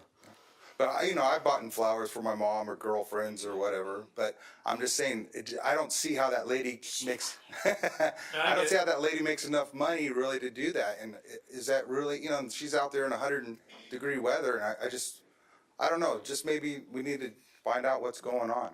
And so these taco stands that are out on the dirt lot. I mean, I think it's fun to have these taco stands and stuff sometimes too, because it's just something to do in the neighborhood and. Go down your street and go.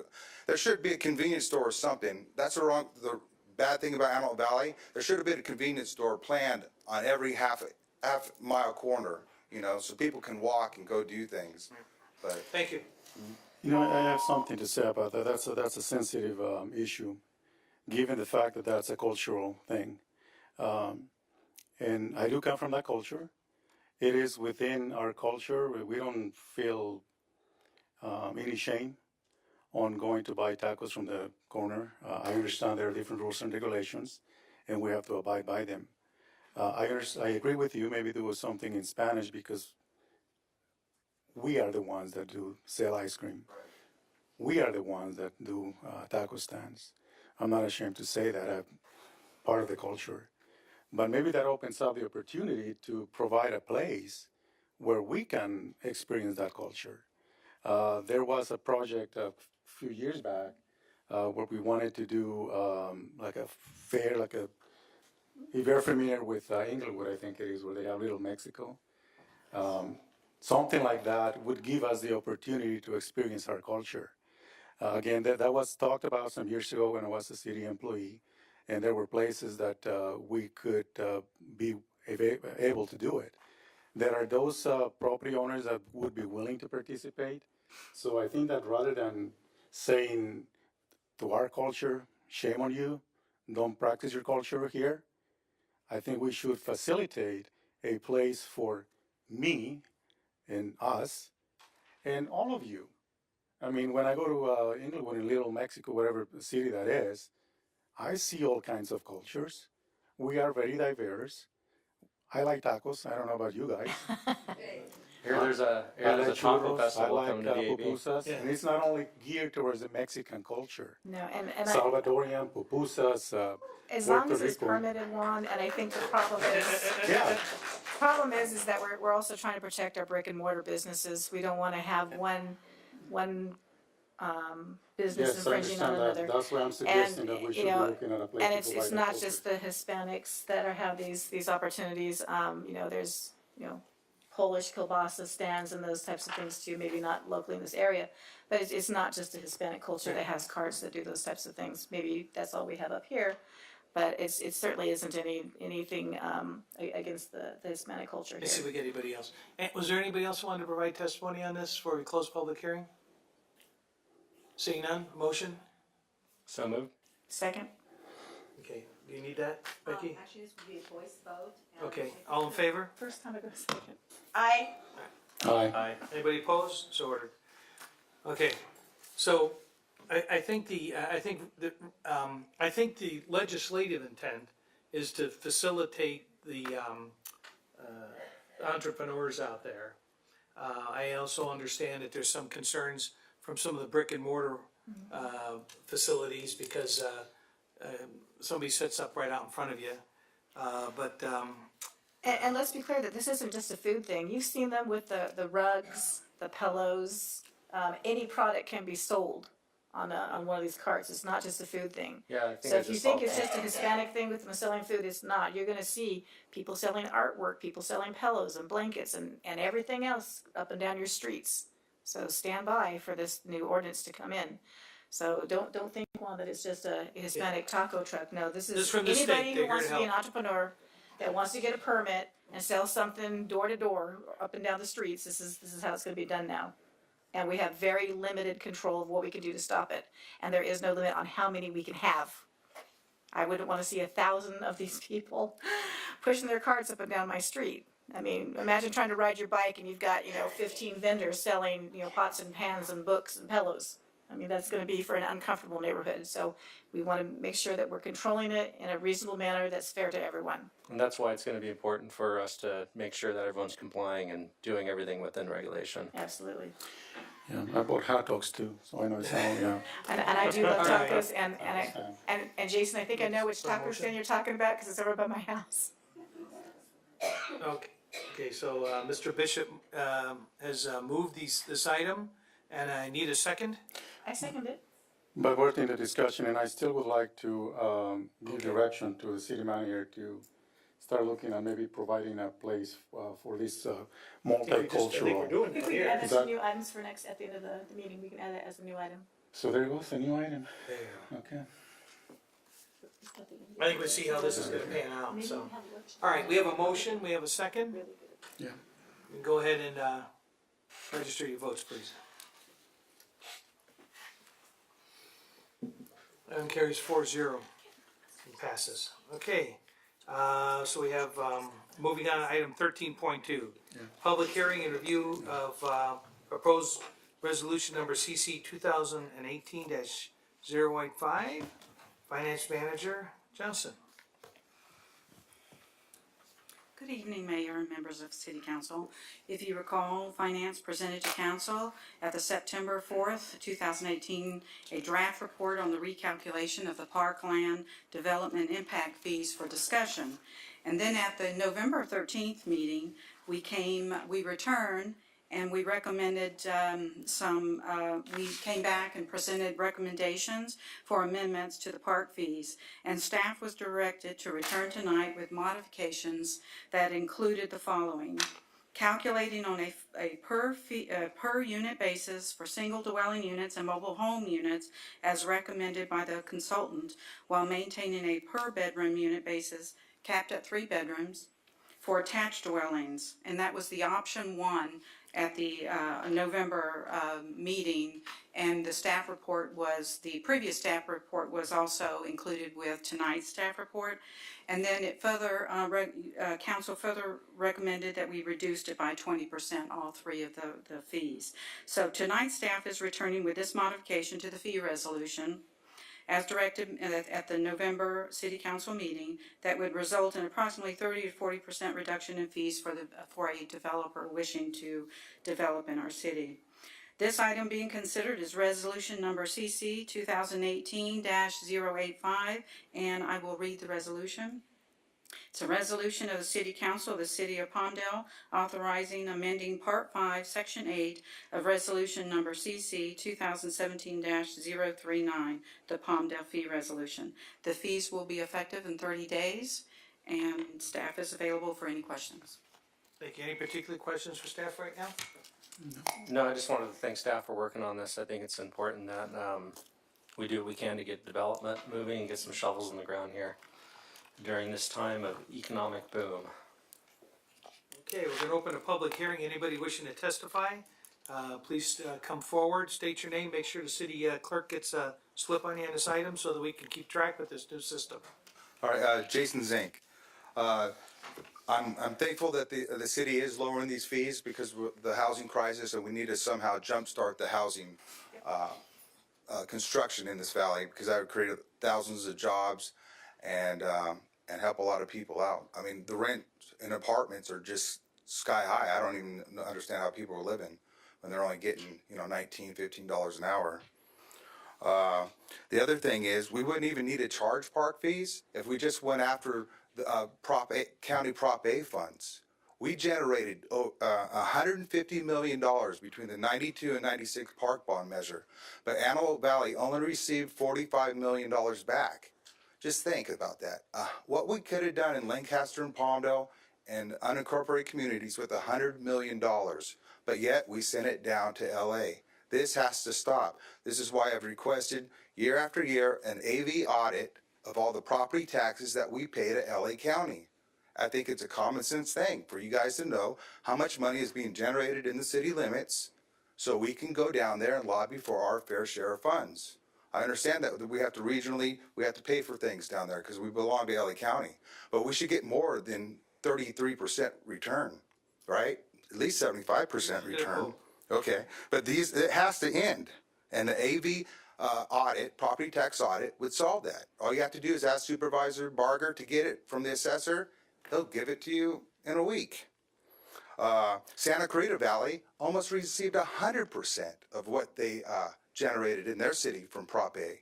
So are we, you know what I'm saying? Is Santa Clarita smarter than us? I'm just have to throw that out there. Supervisor Barger is sitting on between $20 and $40 million in discretionary funds because the new park bond assessment is all discretionary. So the 92 and 96 measure, she's sitting on between 20 and 40 million. I want Lancaster and Palmdale to say, Supervisor Barger, AV got the short end of the stick. LA County knows, Park Department knows we got the short end of the stick. Guess what? You're going to sign a check for $10 million to Palmdale and $10 million to Lancaster, and that's that. She's in complete control of that money, that discretionary funds. Plus, think of all the opportunity we did not do because we did not participate in the state park bond measure or cap and trade. I talked to Tom Lackey today. I said, let's have a reset button. You did us wrong. You should have thought about Antelope Valley first and not political party politics. You always put your district first, the bacon first. Wind up. We lost out on cap and trade and we lost out on the park bond measure. This cannot continue to happen. I won't let it happen. I've seen it be going for 25 years. Thanks.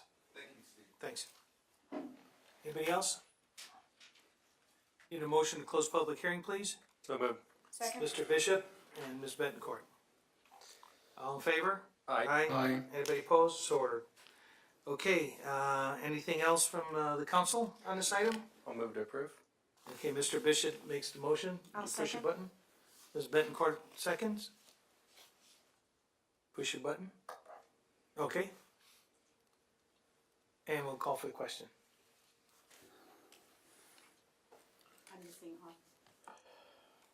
There you go. Okay. Motion passes.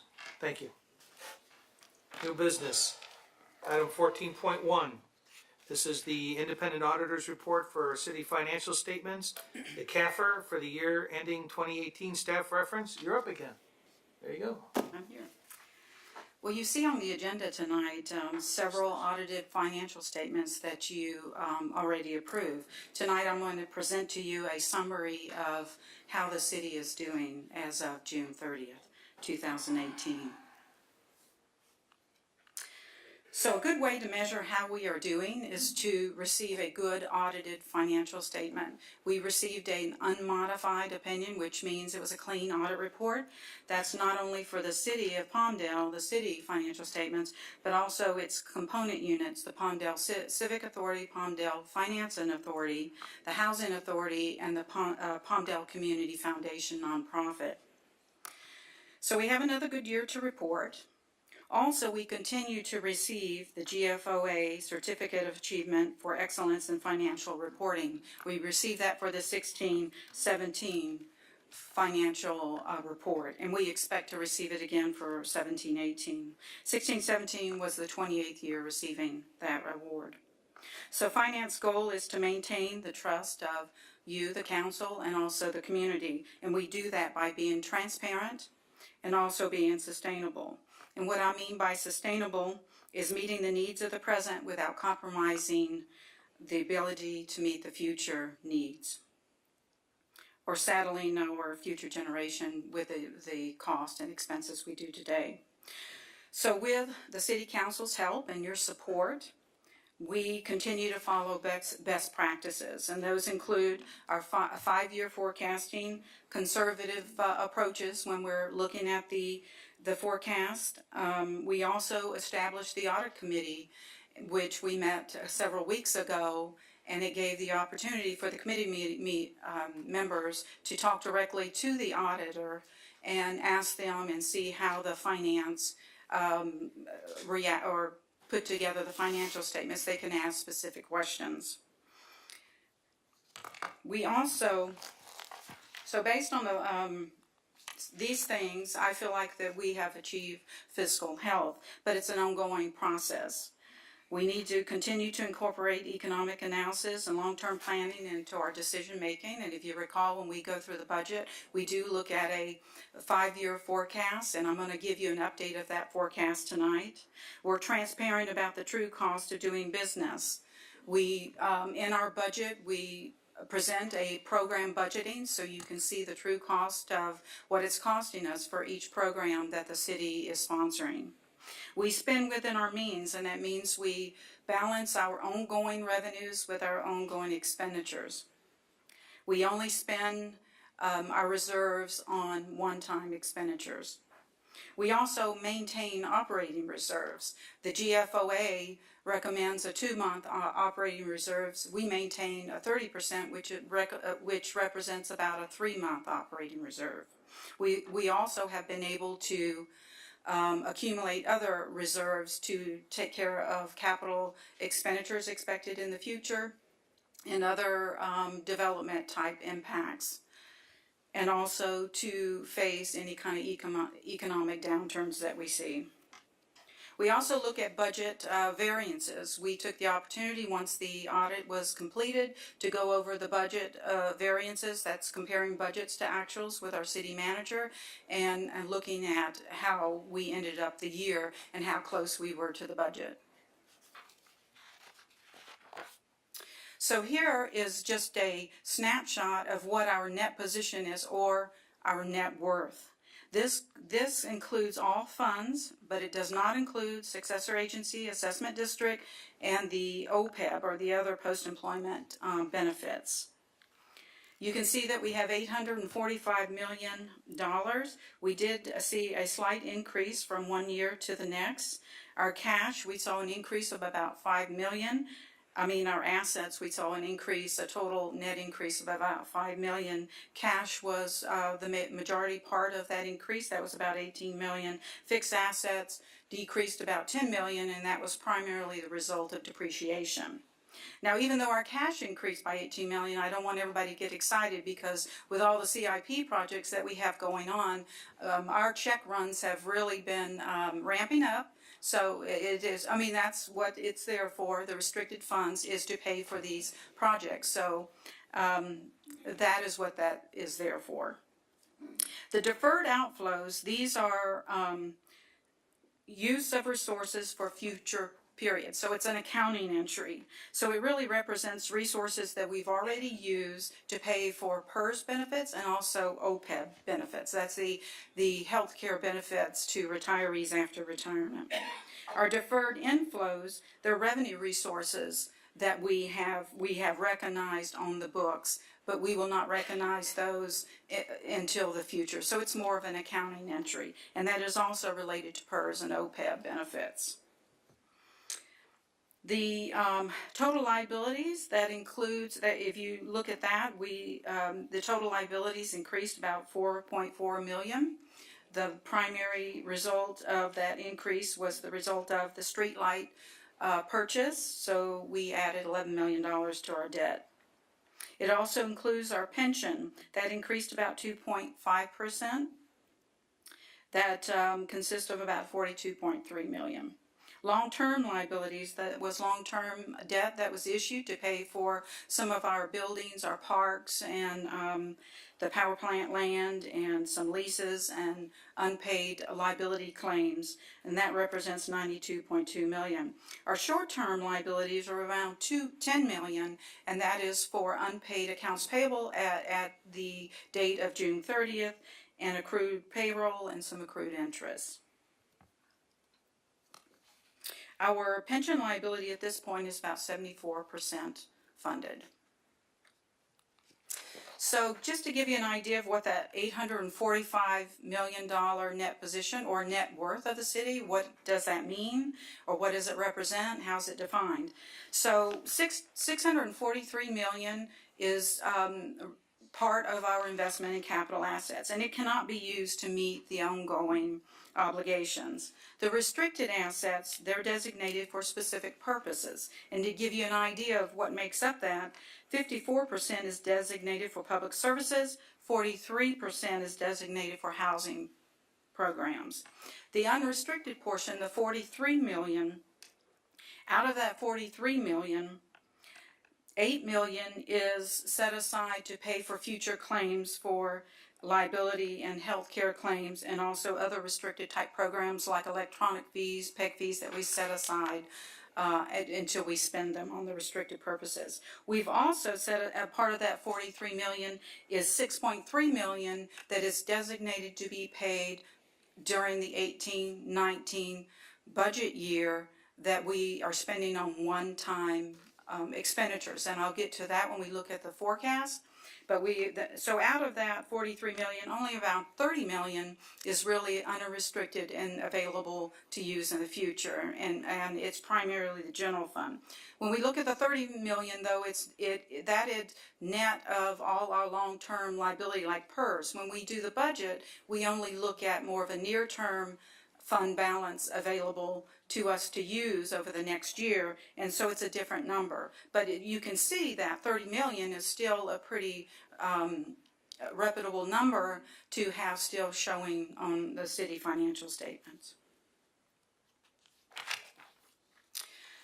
Here is the last 10 years of revenues and expenditures. You see some big ups and down during the 2011, 12, 13 year. That was during the year that we were facing the redevelopment dissolution. So we had debt that came off our books. It resulted in some accounting revenues that spiked during the revenues during that period. And then we also, so back and forth over several years to get that all ironed out. In 2015, that's when we took over the LA County streetlights, and we did receive an influx of some funds during that time. So you can see our revenues and expenses, they're pretty much in line right now. We are looking, when we look at our forecast, you've heard this when we went through the budget back in June, May and June. Our revenues, we're seeing projections or increases of about 3.4%. Our expenses, we're looking at more of 5.4%. The last 10 years of our general governmental taxes, you can see again the big blue line. That's our property tax that we received from the redevelopment agency. So that went away as of 2012 was the last year. And then nothing by 2013. You can see that in the property tax for the city, we're seeing a little bit of a spike, and I'll talk about that again in a few minutes, but we are receiving about 7% increases in our property tax in the city, and that's because of the restoration of Prop 8. That was a temporary reduction during the downturn of the economy, and so we are continually to receive a little bit more than the 2% each year, around 6 to 7%. We expect to receive that a little bit for probably another year or two. And you can see that the business license, that's pretty flat moving forward or from past and through last year. Any questions on that? So what does that mean to our budget? So if you recall, when we approved the budget back in June, we projected our 17-18 general fund balance to be $36.5 million. But when we finished up the actual, the audit and the actual general fund balance that we could bring forward for 18-19 is $40 million. And that was about $4.2 million more than what we anticipated. We did, however, carry over $1.2 million. That is budget from 17-18 that was not spent, and by policy, we're allowed to carry it over into 18-19 if it's approved by the city manager. So we did carry over 1.2 of that unspent $4.2 million. And the rest of it, but the majority reason of we had that, main reason we had that increase is because we did not spend everything that we budgeted. So other than some of the programs that we ended up having to carry over. So if you I updated the general fund financial projections. You will remember looking at these back in June. So this is what it will look like now. So the only thing I've done is updated the actual for 17-18. That resulted in changing the beginning fund balance for 18-19, and I also included the carryovers that we approved through the city manager, so that increased the 18-19. So that's only changes that we see. So you can see that our ongoing operating revenues and our ongoing expenses, we are able to show a surplus up till we get 2021-22. And then we start seeing some deficits. So hopefully over the next couple of years, we'll be able to address that. We are doing a number of things, as you've heard, and hopefully that'll address some of this, the deficits going forward as we move forward. When you look at that $6 million surplus this year, you'll see in a few minutes that we will spend all of that and then some in 18-19 for our one-time expenditures. But right now we're able to show for the 4 years that we do balance our budget with revenues and expenses. Can I ask a question at this point? Yes. Go ahead, sir. Thank you, Mr. Mayor. So the actual 17-18 is 6.2 million. The forecast 18-19 is 350,000. That is a huge difference. And you're saying that that's because almost $6 million, $5.9 million were spent on the one-time expenditures? No, so 17-18 actual, what happened is with the initial budget financial projections, we did project about a $1.2 million surplus when we compared ongoing both expenses and revenues. And then the departments did not spend around $4.5 million. Our revenues were down just a little bit, about $500,000, but for the most part, that $6 million was the result of unspent budget. So I'm going to go to the next slide if you remember to see if this answers your question. So the next slide, this is where we've separated the one-time expenditures from on ongoing expenditures. So you see in 18-19, you see that 7.2 million. That's what we've spent. We're planning on spending on one-time expenses. So a lot of that is the computer refresh, the software implementation that we were talking about earlier. It was carried over into the new year, the budget that was not spent last year. We also have some network costs, replacing networks with the computers. We have the general plan update that's included in that 7 million, telephone system replacement, security improvements at the city building, and some other retrofits at the city buildings, like over in HR. We also set aside some amounts to fund the pension stabilization trust fund, and the purchase of several different pieces of equipment. So that's $7 million, but those are all one-time expenses. So you see we've spent just about all of what we've saved in the prior year. We still are showing an ending funding, we're projecting an ending fund balance of $34.4 million as of 18-19. We're getting ready to start the budget, though. I know we just finished the last year's budget, but in January we'll start the budget and we'll start this process all over again. But this is what we're projecting for 18-19. $34 million, and this is how we would classify that $34 million. Does that answer your question? I'll have to really think about that. Okay. But go ahead. Let me jump in here real quick. So a lot of cities take their one-time money and paper over their operating expenses, their ongoing expenses. So they use one-time money to carry them through their operations, rather than keeping your ongoing money, paying for ongoing expenses, and one-time money for one-time expenses.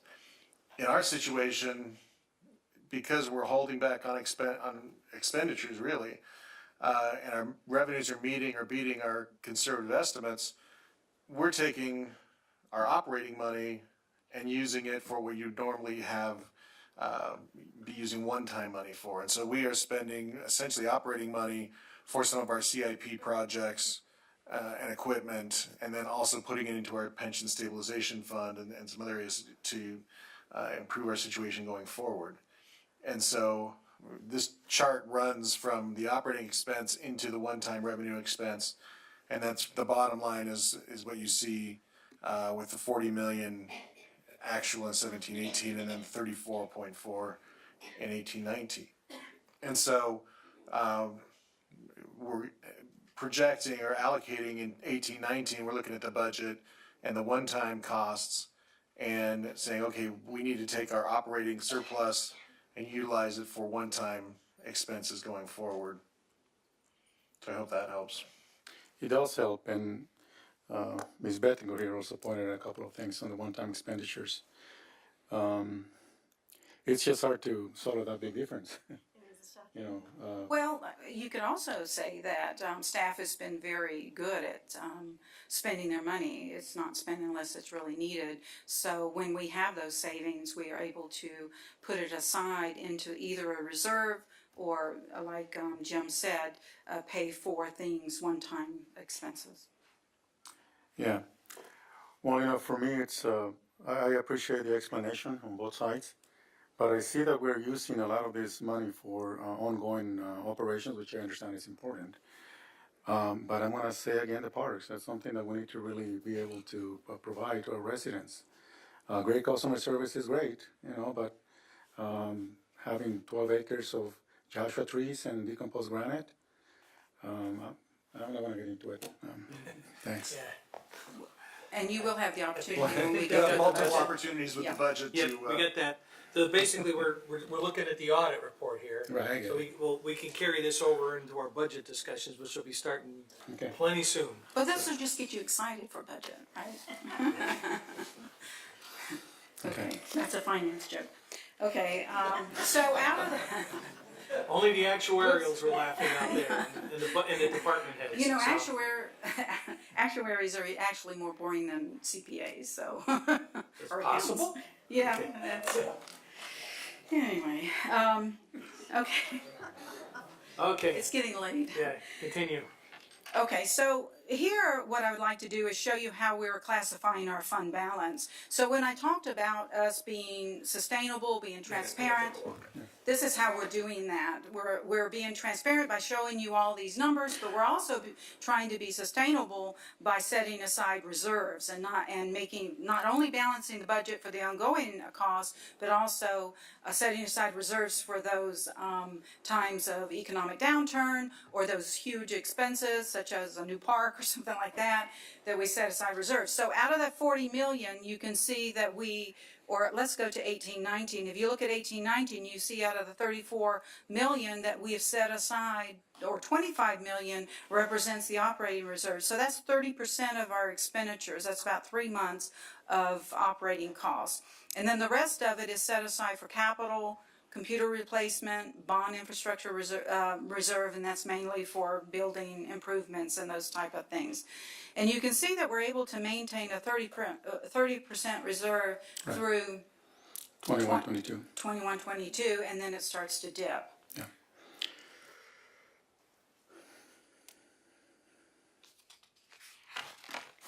So this chart is comparing your actuals. So we're now moving from budget to actual. So I'm going to compare what you find in your CAFR, and I've carved out just the general fund. And in June, at the end of June 2018, we had general fund revenues of 74.6 million. Last year we showed about 72 million. You can see we saw an increase of about 2.2%, only about 3%. And the major result of that increase you can see is from property tax, and that was because of, as I've already said, the restoration of the assessed value from the Prop 8. Okay, thank you. This next slide is comparing our general fund expenditures from the actuals 2018 and 2017. The main increase, we see an increase of 1.6 from 69.5. It used to be 67.9, and that was the result of our law enforcement contract. It increased 1.2 million or 5% from one year to the next.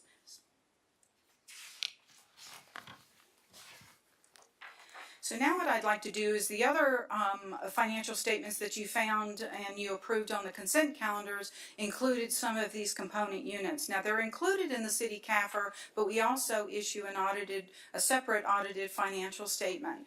And this is the Housing Authority, and the Housing Authority is set up to address the shortage of multifamily housing in the city with respect to affordability and low-income houses. So this makes up 4 different departments: an administrative department, the Housing Asset Fund, the mobile home parks, and then also the apartments, the facilities, the apartments that housing purchased a couple years ago. And I'm going to tell you, sort of like what I did for the city, out of the $70 million of net position, or net worth, if you want to call it that, we only have 45 million out of that 70 million that's available to use going forward. The rest of it is debt and also capital assets. And so again, capital assets cannot be used to pay for future obligations. The Palmdale Civic Authority, was created under a JPA between the City of Palmdale and our former Community Redevelopment Area, Redevelopment Agency. So we only have one debt remaining on the PCA, and that's the power plant land. And this total assets on it, again, this component is included in the city CAFR, but we issue a separate audited financial statements. And so the total assets is the receivable, the note receivable that is between the city and the PCA, and then the liability that is the remaining of the debt and interest, accrued interest through June 30th. Palmdale Finance Authority is the JPA between the City of Palmdale and the Housing Authority. And it was used for the purpose of financing public improvements for the City of Palmdale. So there's several different debts included in this financial statement. Again, it's included in the city CAFR, but we carve it out and prepare a separate audited financial statement. And this includes 2 separate different refundings that we did over the last couple years for development. A lot of the buildings around the city, also the library, cultural center. And again, in the assets represents the note between PFA and the city, and of course, the liability is the debt and accrued interest through June. The Retiree Healthcare Trust Fund, this is the other than pension and employee benefits that are paid for retirees after they retire. And we were able to limit this liability when we changed over our benefit plan in 2009. So right now, this is not part of our the net assets or the net position that we reported on the city. This is separate. This is set in a trust fund, and we have about $5 million. A lot of this burden that you see that other agencies are reporting that is equal or as bad as the PERS pension burden, we actually have an asset for our OPEB benefit. So we are sitting pretty good, and that was because City Council supported the change back in 2009 to limit this benefit. And then the successor agency trust fund, this is of course the former redevelopment agency. It is not part of our city net position that I reported on the earlier slide. This is totally debt. It's all debt. We do have some land that's left, that about 11 pieces of property that's pending escrow, and once that is finalized, it will be removed off of the books as well.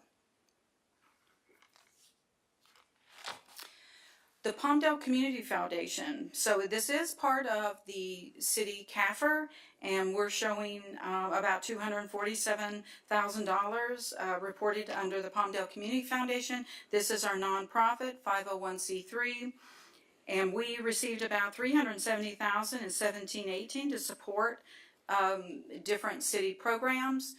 However, 311 of that was in-kind sponsorship, so you see it in the revenues, and then expenses as well. So our expenses were around $379,000.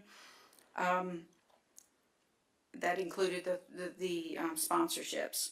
Our admin expenses are only about 1.8% of the revenues, which is quite low for a nonprofit. We receive approximately 28,000 in volunteer hours for various programs during 17-18 as well. So that's always good information to report. A lot of numbers. Any questions? No questions. Mr. Bishop? No, I think we're on a good track here. All right, well, thank you. I was, nothing's more exciting than sitting through that twice. So, I don't know how it's, somebody else, I agree. well, 3 times. Yeah, it gets Being really on the exciting. balcony, so. Really exciting on that. I third did time add a around. couple other slides. Yeah. Well, Did you notice? It was very I think we exciting. get the message here. We have, any public comments on the audit itself? Not on the budget as a whole, on the audit. Jason Zink. What the audit revealed to me is that there's $2 million extra that we didn't even think we were going to have from the property tax and sales tax alone, right? $2 million just fell out of the sky into your guys' lap. $1.5 billion fell out of the sky into LA County's lap. $15 billion fell out of the sky into the state of California's lap. This is extra money that we did not project that it was going to come in. This is more money than in the height of 2007 or 2008 was the height of the revenue coming in. What this tells me is there's a lot of money in the system. We just had a transportation bill pass, right? We just had the county transportation tax, sales tax pass. We have Measure H, the homeless tax that passed. We have a park bond measure that passed. There is more money in the system right now than any time in anybody's life, right now. But yet Palmdale does not have one website, promotion website, does not have one video, and a social media society. If you don't have a video about your community. Let's keep this to the audit. Though, okay, but it is. No, that, you're talking budget. Well, okay, the audit. But the audit points out that there's no reason, just because a 30% reserve goal is a goal, it doesn't mean, what good is that money in sitting in a bank account? That money should be used to invest, to create more revenue, to create more jobs. We have 80,000 commuters that have to, I don't know how they do it. 2 hours, one way, 2 hours back. That's 2 hours they don't have with their family, in their community groups, coming to a city council meeting. We have to change this. We need to take this extra money and we need to invest it. It does no good to sit in a bank account. If we can't, with that $2 million, we could have a summer youth job program and we could promote and beautify Palmdale. Palmdale's an ugly city. I could go all over the place. In my opinion, Palmdale's ugly.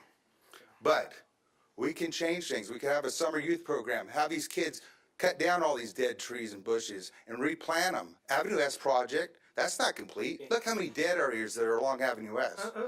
Okay, but the problem is, my biggest problem is, you guys are sitting on all this money when it should be invested in this community and should be invested bringing CEOs and stuff like that. Think about what's happening in the world right now. We're in a world economy. We have 4 billionaires out there in Mojave, and we can't think of something for those guys to invest in Antelope Valley to create startups here in Antelope Valley. We're working create jobs. We're working on it. Well, you guys are working on it, but it's been 2 years. Where's Supervisor Barger? Yep. She needs to step up. Okay, so we're dealing with the audit right now. Right. I get your point on the budget, but. Okay, and $2 million. thanks. I want it spent. I don't want it sitting in a bank We account. all want it spent. We all got it. Okay. Believe me, there's plenty of gears turning up here. We all want these Yeah. for our district, so. Any other staff, any other comments from the public? Okay, so, we don't have to close public hearing because it's not technically a public hearing. We have a staff recommendation here. Any other comments from the council? We have I'll move to approve. okay, I have a motion from Mr. Bishop. Seconded. Mr. Carrillo has seconded it. Did you push a button there? You did. Good, okay.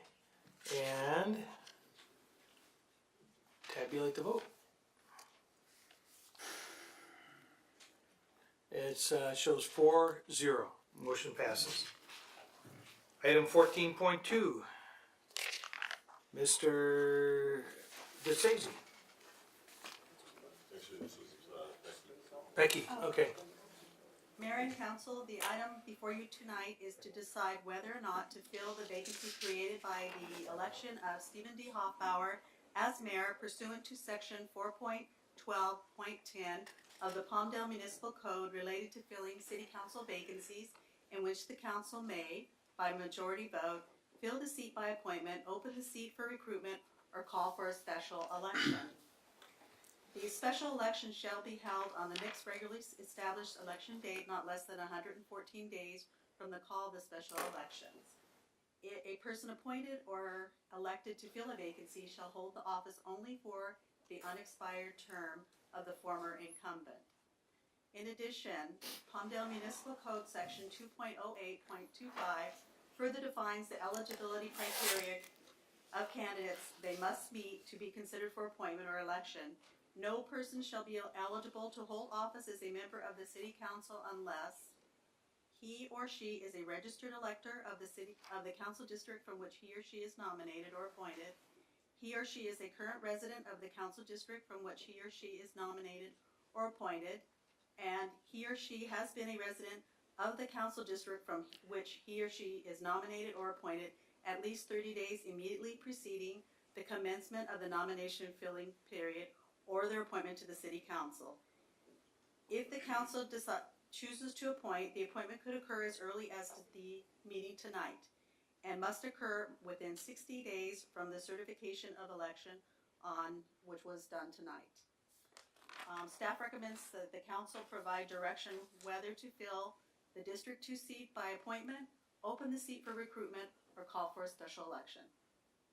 Becky, what is the cost to the city to do a special election? If we were to do a special election, it could run up to $200,000, depending on whether we could consolidate with the county. But there's no county election coming up in the near future. There is a county election in June that we would have to ask to see if we could consolidate. Okay. Well, I have an opinion. Am I allowed to speak now? Sure. You know, the first thing that the new mayor said was that he wants to be ethical, and Juan's very big on social justice and that type of thing. And I think it would be in the best interest of our council to open this up to see who would like to apply for that position so that we have a variety of people to choose from. It was not too long ago that I remember how I got on the council back in 2009 was you guys put an ad in the paper for someone to fill the position behind Steve Knight when he left. Had you guys not recruited for a council person, I would never be here. So, you know, I think you can get great things when you recruit for positions. So I think it would be in the best interest to find out who is interested from that district and let us all review those applications and come to a consensus. Okay. Does anybody else want to weigh in right now, or do you want to have any public comment? We'd see if there's public comment. Okay, anybody from the public? Please state your name. Hopefully you filled out a slip, so she's got that. We need to keep track of this. There's a new system out there. Again, my name is Gary Cope. I think, even though it sounds rather expensive, $200,000 is rather a small price tag to have democracy in its truest form performed. Let somebody decide they want to run, and let the people make a choice for those people that decide, and not leave it up to the city council or shenanigans behind the city council to fill the seat. Let the people do it. And according to our audit, from what I was hearing, we have enough money to cover it. So I would strongly, even though it's not my district that I live in, it would set the example. Not no different, no offense to Oh, I our, get that. my current council person is on that when she was appointed, but she has now run and got elected on her own. But we should allow that happen for, Yeah, I was never appointed. I've always, all 4 elections, I was an actual candidate and I was elected by the people. I was never appointed. yeah, okay. But we Just should wanna make that clear. afford The that, public voted for me for every that, time. that, this council district that is vacant. And as you the lady so aptly noted that we have. Would it still be 200,000, Becky, for just that district? If we had just that, because it would be just that district voting, right? I would have to get an estimate from the county. It may be less, we were just going to the high, it'd be. Right, 200. okay. That's generally what a Yeah. special election is. Yeah. Thank you, Also, Gary. we provide poll workers a little extra stipend. There you go. Thank you, Gary. Anybody else? I agree with Jason Zink. I agree with Gary in principle. People should decide who they have in that district. There's probably about 45,000 people in your district, right? The first district? Close. Pretty close. So, but then again, it's $200,000. If we could spend $200,000 just promoting Palmdale and create 200 jobs, I'd like to see that too. But let's look at this last election. It was probably one of the worst elections I've ever seen in the history of Antelope Valley. There was no debates, even though we have social media technology, right? There were plenty of invitations for debate. Yeah. It was a strange election. There were I'll agree with that. We opportunities all and agree to that. Cell phones weren't allowed to record the debates that were held. What's going on here in our democracy of openness and transparency? It was almost jokeable, really. It really was. This last election was a joke as far as being informative to the public, and we should never allow this to ever happen again. And also, we need term limits, and we also need a lot of things. But Santa Monica is a perfect example. They don't charge anybody for candidate statements. They actually have videos of each candidate can put on the city website. It's so cool. It's so awesome. Why can't we be awesome? Why do we have to be a bunch of hicks up here? We're not hicks anymore, but we used to be. But the thing is, why are we not using today's technology? Why are we allowing this to happen? We don't have Channel 3 News. Not many people go to the Valley Press anymore, even though if you missed one day of the Valley Press, you're in the dark of what's going on in Antelope Valley, so it's very important that you are a subscriber. But we have to do something to make it more open, more transparent, and you guys, as the representatives, have to make this happen. Can you imagine Palmdale without districts? It's just crazy. Lancaster, I know they're here tonight, they need districts too. They need them. Now, I wanted a better system of having 3 districts and then 2 at-large council members and then 1 mayor, because I thought that would have been a better situation. But without districts, can you imagine if everybody lived on the west side? Juan, Laura, it's crazy. But my time's up. But the thing is, I don't know, it's 200,000, but I know that you guys were elected by 4 districts, and I think you probably could put the right person in its place. But at the same time, that's your district, or was your district, or still is, until somebody's appointed or elected. But what do those people say? What have you heard, Steve, is what I'd like to hear. Thank you. Anybody else? Well, that was good timing. Anybody else? Okay. Council. Well, looking at it from a financial standpoint, even if we get the election done in a few months, we're roughly looking at around $10,000 per meeting for this elected person to attend, which seems pricey. And I agree with some of the comments out there, but I like to think, what else can we do with the funds? That's a lot of money, and I know our city's in need, and there's a lot of things that need to be fixed, and there's a lot of people that have issues that we need to address. So that's my thinking behind it. What do you guys think? I don't want to spend the $200,000. I think there's a lot of other things that we could be doing with those $200,000, and it's 2 years. Believe me, 2 years will go by real quick. We know that. And So- I'm all for democracy and an equal voice and opinion, and I think we all are here. I don't think any of us would say they're not. To me, I think it's also representation. You mentioned social justice. I'm a big promoter of that.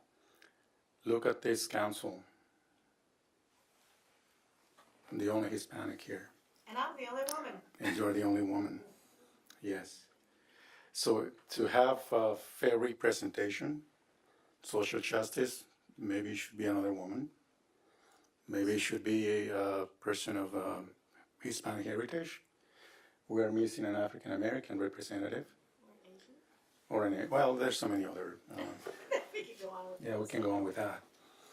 But you are correct. I support social justice, something that I've been fighting for. In the general plan, I talked about that all the time. I think that we need to hit the ground running. Mr. Mayor, we have limited time to make positive changes in Palmdale. There was a lot of friction between organizations, City of Palmdale, Palmdale Water District, School District. It's time to mend those relationships. And that's going to be not necessarily your challenge, it'll be our challenge. It's a group effort, trust me. Yeah, it's a group effort. I don't expect you to do it alone. That's what we're here for. We need to mend those relationships so that we can move forward. And in my opinion, we need to hit the ground running. I don't think we should waste 60 days to advertise it. You mentioned that that would be something fair. I agree. It'd be fair. But if we advertise it, we're going to give it, 30 days to give people a chance to apply. Yeah. That would put us barely meeting the 60 days, which would be the February council meeting. Unless we have a special council meeting. But in order to be fair, we could give it, 2 weeks notice? I don't think that's enough. 3 weeks notice, a month, and that would put us in barely being able to meet that deadline. Well, what I'm trying to avoid is the appearance of the good old boys club by appointing your friends. The very first meeting that we had as a new council in districts, you all decided to take away the fairness of a rotation for Mayor Pro Tem because you wanted to vote your buddy in. You changed the ordinance so that it was majority vote on this council. So that if you guys chose to not like a woman or a black or a minority or a gay, you don't have to vote for. No, you know what? Go ahead. It was Go my ahead. opportunity to be Mayor Pro Tem, and you guys changed a completely fair ordinance because you boys wanted to stick together and have your candidate of choice. And I do not want to see that happen again with this position where you guys choose your buddies and we go back down the good old boys road. I'm tired of it. Back to Led first. Thank you.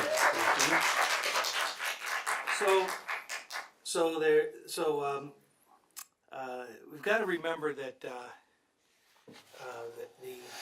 that system that you're. The rotation system, yes. Okay. Go ahead. No, go ahead. You tell me why it was unfair, the way that it was. I'm just trying to clarify the record here. Yeah, let's that clarify. Okay, go ahead. You let me know when you're done.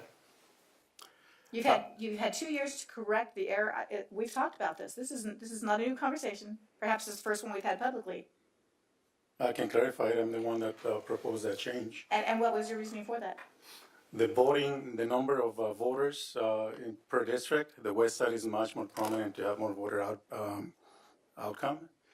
That meant to me that the District 2 or District 1 may be the ones that may always be favored by the voter outcome. 3 and 4, I saw that as putting us at a disadvantage. If you're referencing to your When you have a election rotation, no one's at a disadvantage. All right. Everyone's on an equal Well, playing It field. was to my understanding that we were merely making it for the pleasure of the council to choose at the time who was best suited to take the role. So that was And exactly. the best person to okay. take the role was your buddy. The Well- three of you ran together. You had this planned, as far as I'm concerned, before that ever took place. Thank you you. changed an ordinance that was in place for years so that everybody had an equal opportunity. You took equal opportunity away. You played, I'm telling you right now, I'm going to say it. I believe you played the good old boys club, and I don't want to see it happen again right now. Okay. I believe it was the person that was most qualified at the time. So, and the whole deal was, there was that system was changed because we had an individual on the council that was having an issue with the process, and it was changed from the current process that we have now to that rotation, and it changed back. So that was a majority vote, and that's democracy right there. Democracy doesn't exclude people Correct. There you go. That's right. So because of their gender, their race, their religion, or their beliefs. and I would tell you that to suggest that's offensive. It is offensive. Okay. Thank you. Thank you. It is offensive. It was offensive to me when you did it. Thank you. So, nevertheless, we have we have a couple of options we have here. The Mayor Pro Tem pointed out that there's certain time lags that go on here. There's a lot of things happening, and that we need to have the seat filled. And quite frankly, I don't want to leave a seat unrepresented in that district with as many voters as we have out there and as many things that need to be happening. I am reluctant to see us wait months or half a year to get that seat filled. Despite your protest, I will make a recommendation here, and it's based on the fact that I'm going to make a recommendation that we appoint Mr. Richard Loa. And the basis of that recommendation is Mr. Loa has been on this council before. He's able to fulfill these duties. He understands the system and the process. Mr. Loa has been coming to council meetings continuously for quite a long period of time. He's up to speed on a lot of these items, and has basically worked hard in the community, and he understands the process. He understands the issues going on over there, and quite frankly, quite a few of the people from that neighborhood and that community have recommended him for that. So that'll be my motion. I'm gonna put that on the record right there. So, do we have a second on that? I do second that motion because, as you mentioned, social justice is something that I value and I advocate for. Having someone of Hispanic heritage represent District 2, I believe it's fair. Representing the entire city will make us diverse. Can you tell me how fair it is that I had heard that Mr. Lowe was going to be selected for this position a day after the election? Did you hear it from any of us? Does it matter where I heard it? No, it doesn't matter. Rumor mills or other rumor mills? There's a motion and a second? Yes. Okay. I'd like to just go on the record and say that Mr. Loa has been here the last handful of council meetings. He's been very involved in the community, and he has shown a great deal of effort and time, and I have noticed that. I like Mr. Loa. This is not a personal statement against him. I think the process that you're using, gentlemen, is unfair. I think you've had this conversation before this meeting, because like I said, I heard that you had selected Mr. Loa the day after the election. It's funny, I knew heard that it, I this heard was it 2 coming. months, 2 months earlier, probably from your same source. I'll call for the question. There's a second? Yes.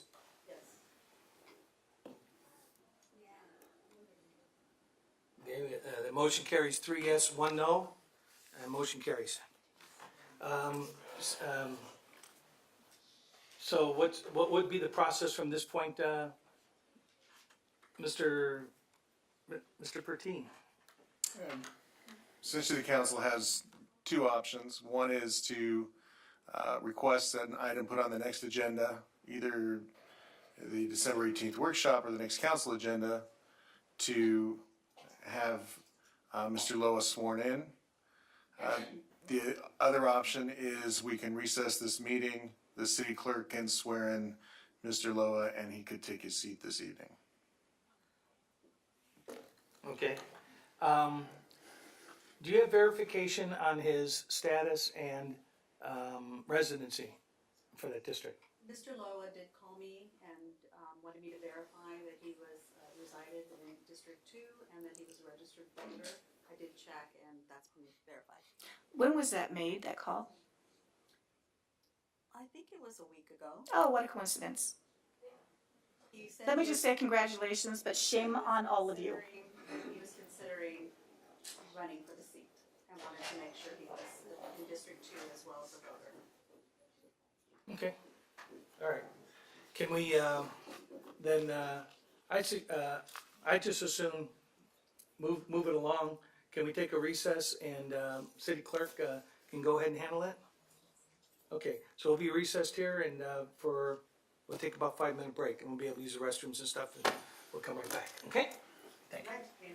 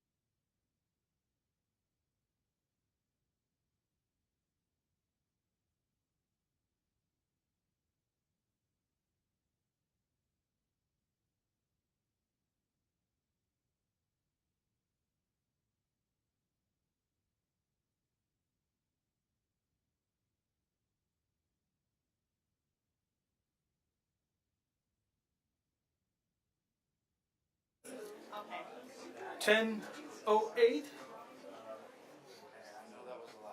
And we're moving on to item number 14.3. And let's see, Mr. Heffernan, are you going to drop kick this to Ben again? He's the man. I think he's asking you to come take a seat there with him or something. Okay, mayor, members of the city council, what we have here before you is an evaluation of and potential participation in a community choice aggregation program. This is a very complicated topic. Did a page count. Our staff report was 11 pages long. It had a 14-page independent analysis, 4-page memo discussing time of use rates, 3-page resolution, and 33-page work plan. So I can read it all to you if you'd like, or summarize it right now with this presentation, but you can imagine you'll just want the summary.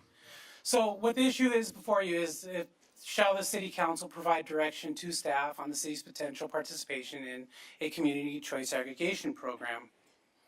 So just a little bit of background, this is not a new topic. This isn't something that we were unaware of. Sorry, I went ahead there. It's not something that we were unaware of that just suddenly fell on our laps. It is something that we've looked at for a while. It is something that has been evaluated for a while. And as I'm sorry, this PowerPoint presentation doesn't like me here, but as you can see, when we were originally looking at the power plant, it was a part of the conversation. In 2011, there was a renewed interest in it, and we did quite a bit of research into it. In 2012, we had a pro forma prepared to determine whether or not it was feasible.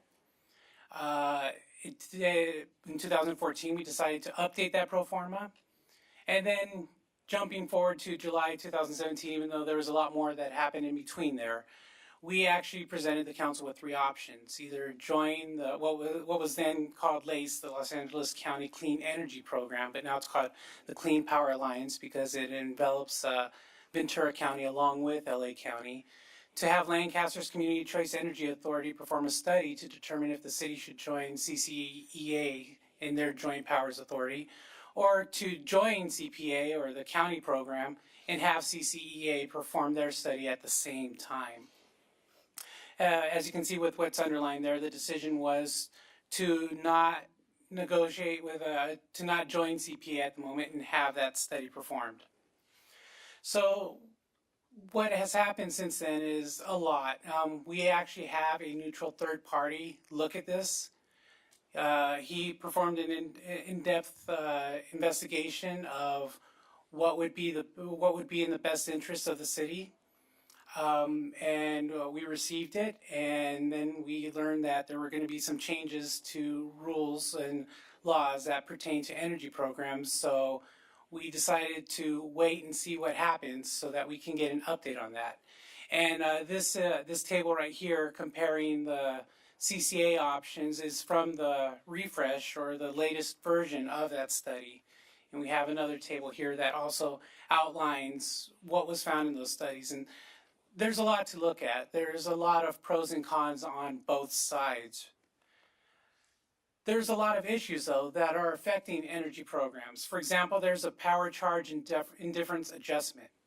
What that is that when the state passed renewable portfolio standard requirements for a minimum amount of renewable energy, it was when renewables weren't as cost effective as were more like renewables were much more expensive during those times than they are now. And so the utilities had to go out and procure energy at a premium cost. So the Public Utilities Commission doesn't want people who aren't a part of a community choice aggregation program or a CCA to end up paying the price for those who left and having to pay those for that higher priced energy, because now several clients have left and joined a CCA. So that's why they came up with a power charge indifference adjustment, or the PCIA, to make up that difference so that the ones who are left behind aren't left holding the bag, I guess you could say.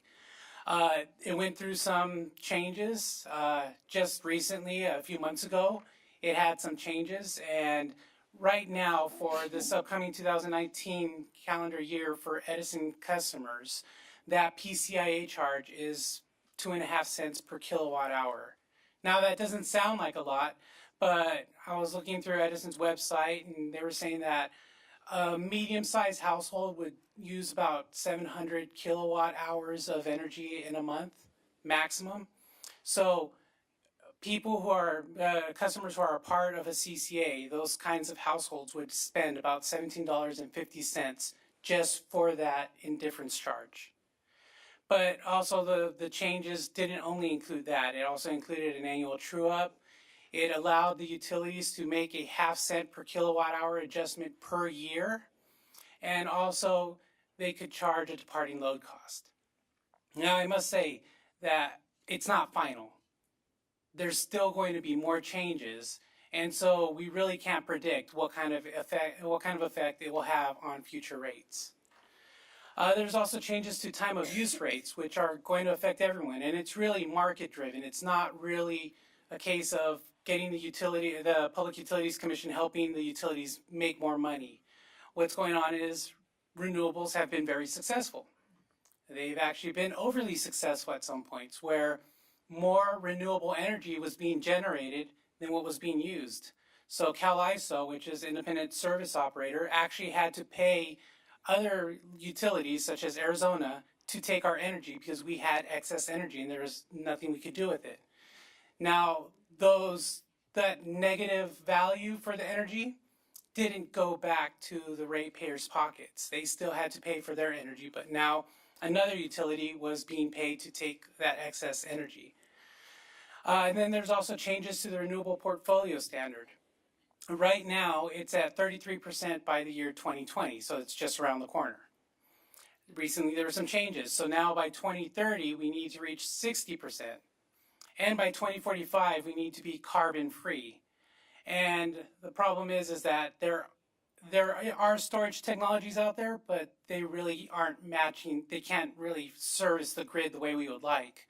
So I seriously have no idea how we're going to do that. Hopefully the technologies will be able to address it and will be able to help, but at this moment there are no technologies. There's not enough hydropower. There's not enough nuclear power to reach that carbon-free goal at this very moment. Things can change, and with the legislation it probably will, but we don't know what kind of effects it'll have on the cost for energy. Like I mentioned, the California Public Utilities Commission is still refining their PCIA decision. It still has not been finalized. We don't know what's going to happen to rates for the year 2020 or beyond. Also, there's consumer costs that will affect also energy rates. Like I mentioned, time of use rates and renewable portfolio standard will have an effect on energy rates in the future. Then there's the issue of the Palmdale power plant. Once a power purchase agreement has been executed for the Palmdale power plant, a lot of things will be put into motion. At the end of the day, the projected revenue for the city will be between $22.9 to $27.4 million.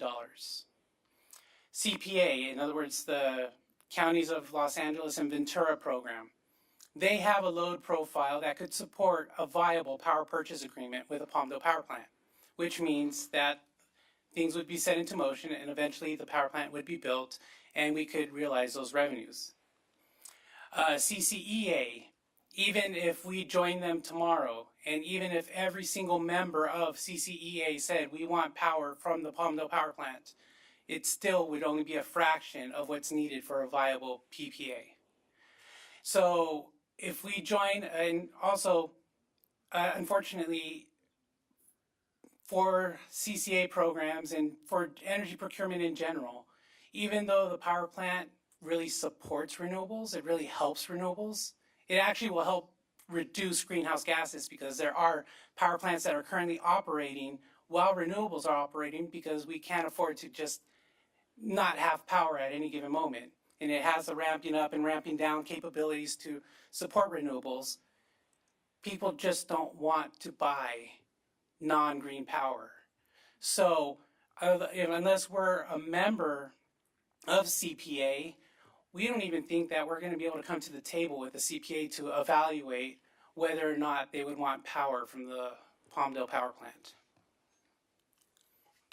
And so our recommendation is to direct staff to work with Los Angeles County's and Ventura County's CPA to determine if they would be willing to execute a 15-year power purchase agreement with the Palmdale power plant, together with an assessment of the rates of and the effects that would have if Palmdale were to join them. At the same time, we're not just going to bank entirely on LA County's program. We will monitor the success of CCEA's partners and for the 2019 calendar year to determine the feasibility of participating in their program if the city can't come to reasonable terms with CPA, and joining CCEA would provide significant value to the city at a manageable risk and cost. Of course, we know that there's a timing issue and some council members are concerned with that. If they do want to activate a CCA by 2020, the council, if they determine that is their priority, the earliest we can get a program going would be in May of 2020. And to do that, council must adopt resolution number CC 2018-087, a resolution of the City Council of the City of Palmdale approving the Palmdale Community Choice Aggregation Program Implementation Plan and Statement of Intent pursuant to Public Utilities Code Section 366.2C3. And by adopting the resolution, the council will direct the city manager to have CCEA submit an implementation plan to the California Public Utilities Commission for having the City of Palmdale start the Palmdale Community Choice Aggregation Program in 2020. But we still recommend that at the same time to direct staff to work with Los Angeles County CPA just to see if there still is a feasibility to execute a 15-year power purchase agreement with the Palmdale Power Plant, together with to determine if there is still a reason why Palmdale should reevaluate joining CPA instead. And just to give you an outline of the timing here, according to the California Public Utilities Commission rules, a jurisdiction or an entity must submit an implementation plan by January 1st, 2019 if they want to implement an energy program by 2020. If it is submitted on January 2nd, then the earliest the jurisdiction or an entity could implement the program would be 2021. Now, if the council desires a program in 2020, CCEA could start by May of 2020, and they must adopt that resolution. But I believe there's a little bit of confusion about that, and if we really want to move forward with a program by 2020, yes, this is a placeholder, but by April, we need to make a final decision or else it's going to get pushed back to 2021 anyways. And so that is just an outline of the CCEA issue. And again, I'm going to read the title of the resolution if the council so chooses to adopt it. It's a resolution, it would be to adopt resolution number CC 2018-087, a resolution of the City Council of the City of Palmdale approving the Palmdale Community Trace Aggregation Program Implementation Plan and Statement of Intent pursuant to Public Utilities Code Section 366.2C3. So let me follow on to Ben's comments. Yep. Go ahead, sir. A couple of things. One, the move toward green power is certainly a good thing, but green power really won't exist without other power, other resources to fill in those gaps, whether it's storage in the future or gas-fired plants operating now. You know, wind provides a very small percentage of the total power needs of the state of California. And so one of the issues out there is not just the move to green power, but it's the move to short power contracts. Both Edison and CCAs are out purchasing contracts in the 1 to 2 year range because they're competing for that lowest rate scenario. And where typically power companies are out buying hedges 10, 15 years out to stabilize power rates, and then having short, kind of a barbell type investment portfolio, if you will, in power. And so that it can screen past those short-term fluctuations in power and use these long-term contracts. That's not happening right now. And so the problem for Summit, the company that is ready to construct the power plant, is that there's nobody out there buying 15 years, 15-year contracts. And there's no one, and Summit's not going to come in and build $1 billion power plant on a roll of the dice. They need a contract, a power purchase agreement in hand for a long term of at least 450 megawatts. They can produce 750 megawatts. The difference between the Summit project and existing gas-fired electric power plants is the current gas-fired plants that exist. They're going to be decommissioned along the coast of the state of California. There's 9 power plants that are going to be shut down in the next couple of years because they run all day, they idle all day in order to come on in the afternoon and fill in that gap when solar starts to diminish, but the need of the ratepayers is going up. They're coming home, flipping on their electronics, turning on their air conditioners, and so you actually see a spike in need, which is why the time of use numbers are shifting to later hours. And there's essentially not much left to fill in that gap. When these power plants are decommissioned, San Onofre's already decommissioned, Diablo's going to be decommissioned, and 2 years from now, we're going to be sitting here looking at brownout and blackout situations if we can't produce power in the afternoon at a sufficient level to keep the system up and running. So the Summit power plant certainly doesn't solve the state of California's problems, but it could help solve that gap in power production to help renewables in those afternoon hours. It's set to go from 0 to 450 megawatts in 10 minutes, and then up to full production within an hour. So it doesn't have to sit and idle all day. It has its EPA, environmental reviews are completed. There's some transmission line reviews that need to be done, but essentially it's the power purchase agreement that's keeping that plant from being constructed. And what Ben mentioned is, the city's had decades long of investment in this project and helped with the environmental and all the different processes that went through this, which is why if Summit pulls building permits to build the power plant, they have to pay the city between $24 and $27 million. And this is funds that go into the city's general fund. They're not restricted for energy usage because we purchased that property and we help with the environmental clearances. So it's a question of essentially a Hail Mary for the Summit. This is really the last opportunity for Summit to get a long-term power purchase agreement, to get that 15-year agreement. We don't know if the county and the CPA will go for a long-term gas-fired power plant when the council and the cities that have signed up with the CPA program are the majority of them are going beyond the 30% or 33% green requirement. And so all this does is give me, if we take a hybrid approach, it gives me a month or so to try and negotiate with the county and see if there's any interest in issuing an RFP for a natural gas-fired power plant, a hybrid, most efficient plant in the United States if it gets built, to be constructed. If we get to the point in April where we don't have any kind of a deal, we have to make that decision point of continuing on, if we adopt this resolution, continuing on with CCEA, moving to CPA, or doing nothing.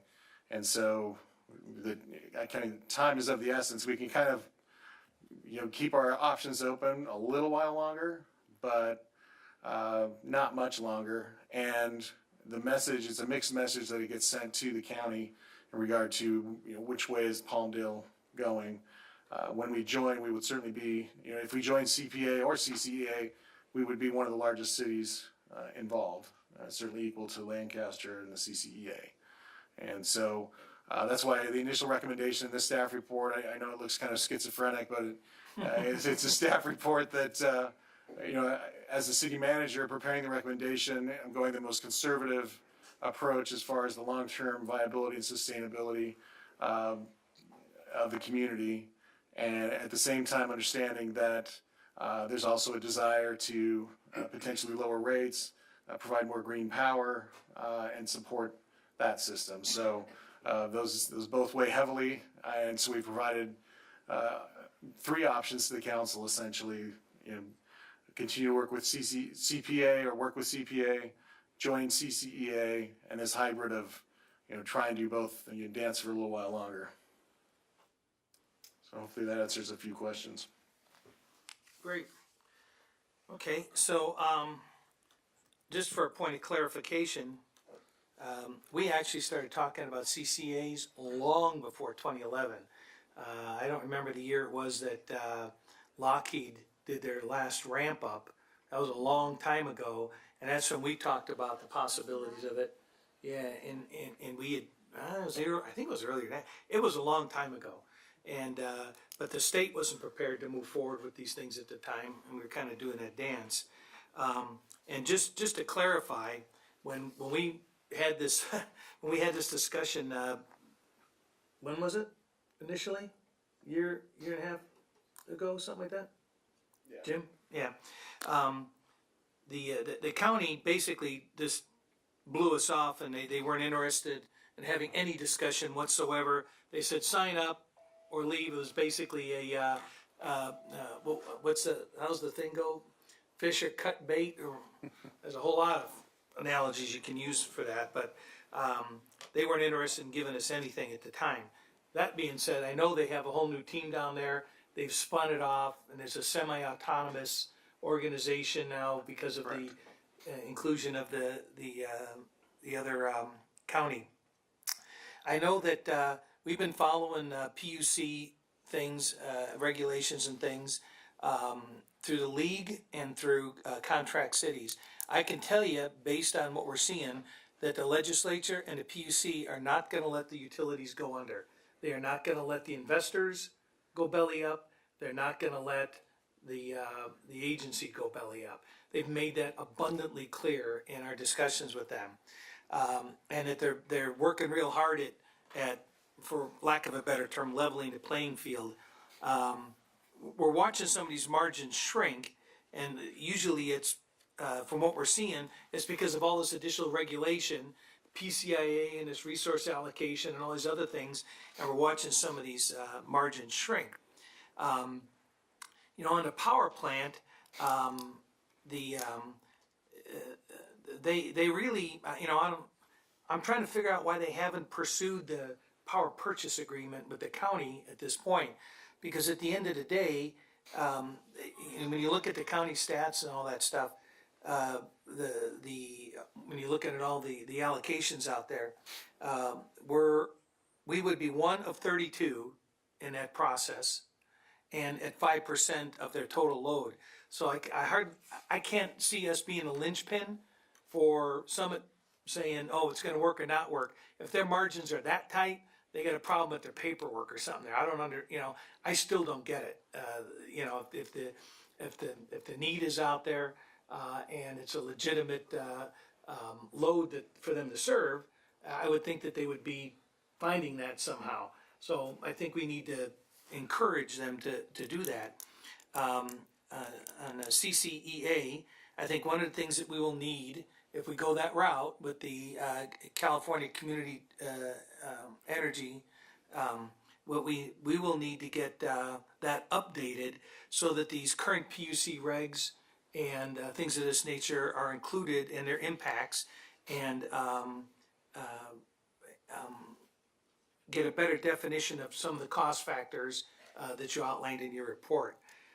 Again, going with the county, we come right back down to that issue was that we become 1 out of 32 votes, 5% of the load, and then in a weighted election, we still become 1/20th of the vote.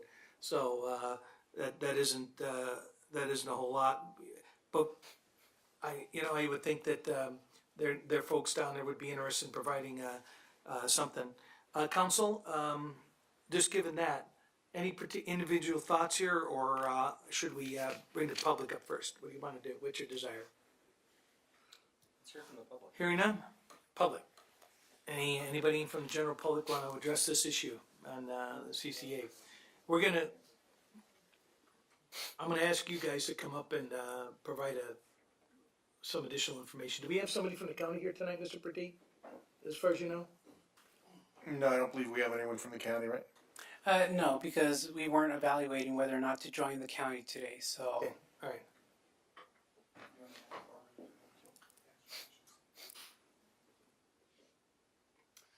Congratulations, Mr. Mayor. Thank you, sir. Congratulations. Congratulations. Congratulations. Austin, you're out. Yeah, next time.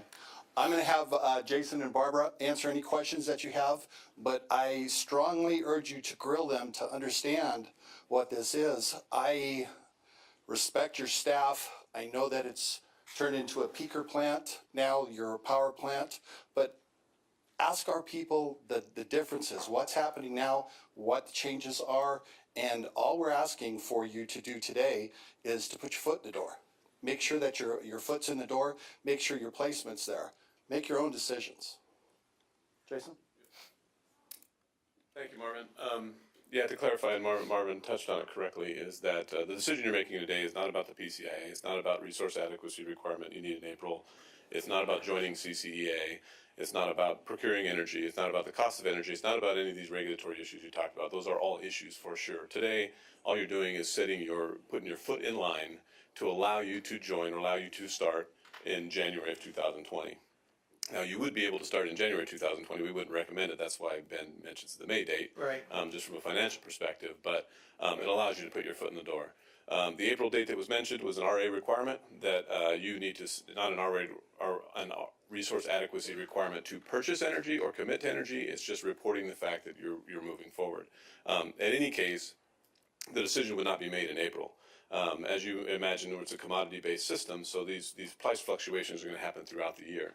So we would update your pro forma on a regular basis. The pro forma that you have in the implementation you have before you has been updated to reflect the new PCIA changes and the things associated with those. But throughout the period of time, the pro forma and the market conditions would be taken into account for you guys to determine when you launch. At any point during the time process, before you procure energy, you would have the opportunity to pull the plug, and there'd be no risk at that point to buy energy. Once, of course, you buy energy, you're committed to launch, and we would recommend doing that. We are currently operating 5 cities, including Lancaster, successfully. Each one of them are generating margin and successfully operating through the ups and downs of the market conditions. I can tell you that as relates to PCA and some of the other regulatory problems, they're constant and continuing. We have dealt with this every year. We have dealt with this legislatively. We've dealt with this from the PUC perspective. We don't anticipate seeing that change. We would love to say, okay, the rules are set, no more changes, but the reality that's not happened. So if you're waiting for the window for everybody to say, we're done, yeah, it's not going to happen, and you'll never launch. So that's just the general thoughts. We have prepared. You've already paid us for those services, for the implementation plan, the resolution, and everything we've done to this point. So there's no additional cost for putting your foot in the door, and we are prepared to operate or to proceed in this process.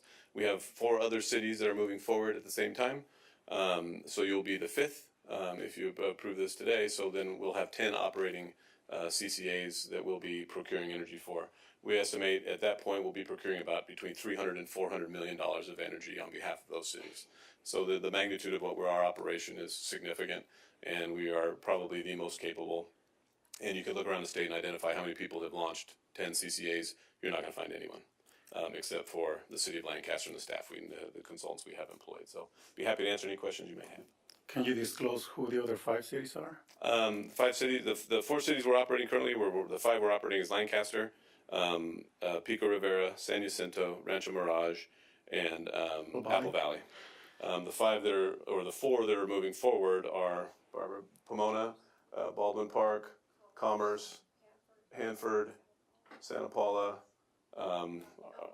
El Monte. I think they're holding off, but those are the 5 that are moving forward. And you would be the 6th. I read through the staff report and read through the decision-making process through the CCEA. and that is the City of Lancaster Council.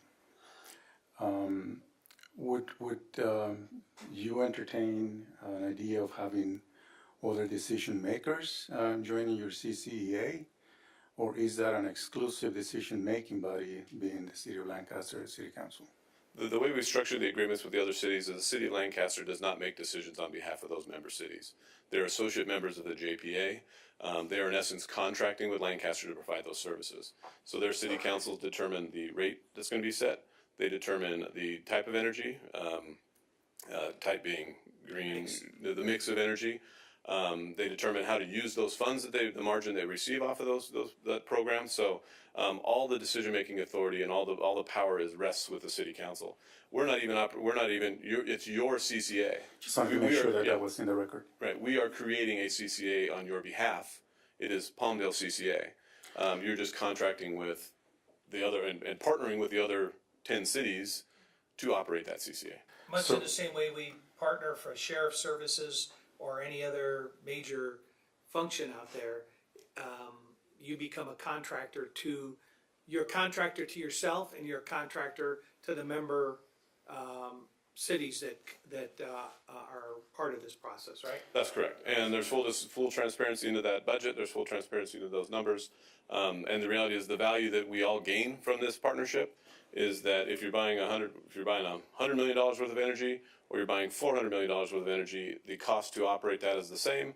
So we spread those costs over the 10 cities rather than absorbing them all yourself. So if we were to be the body that make the decisions on our CPA or agreement, CCPA, then are we at, yeah, I know, CUP and all those.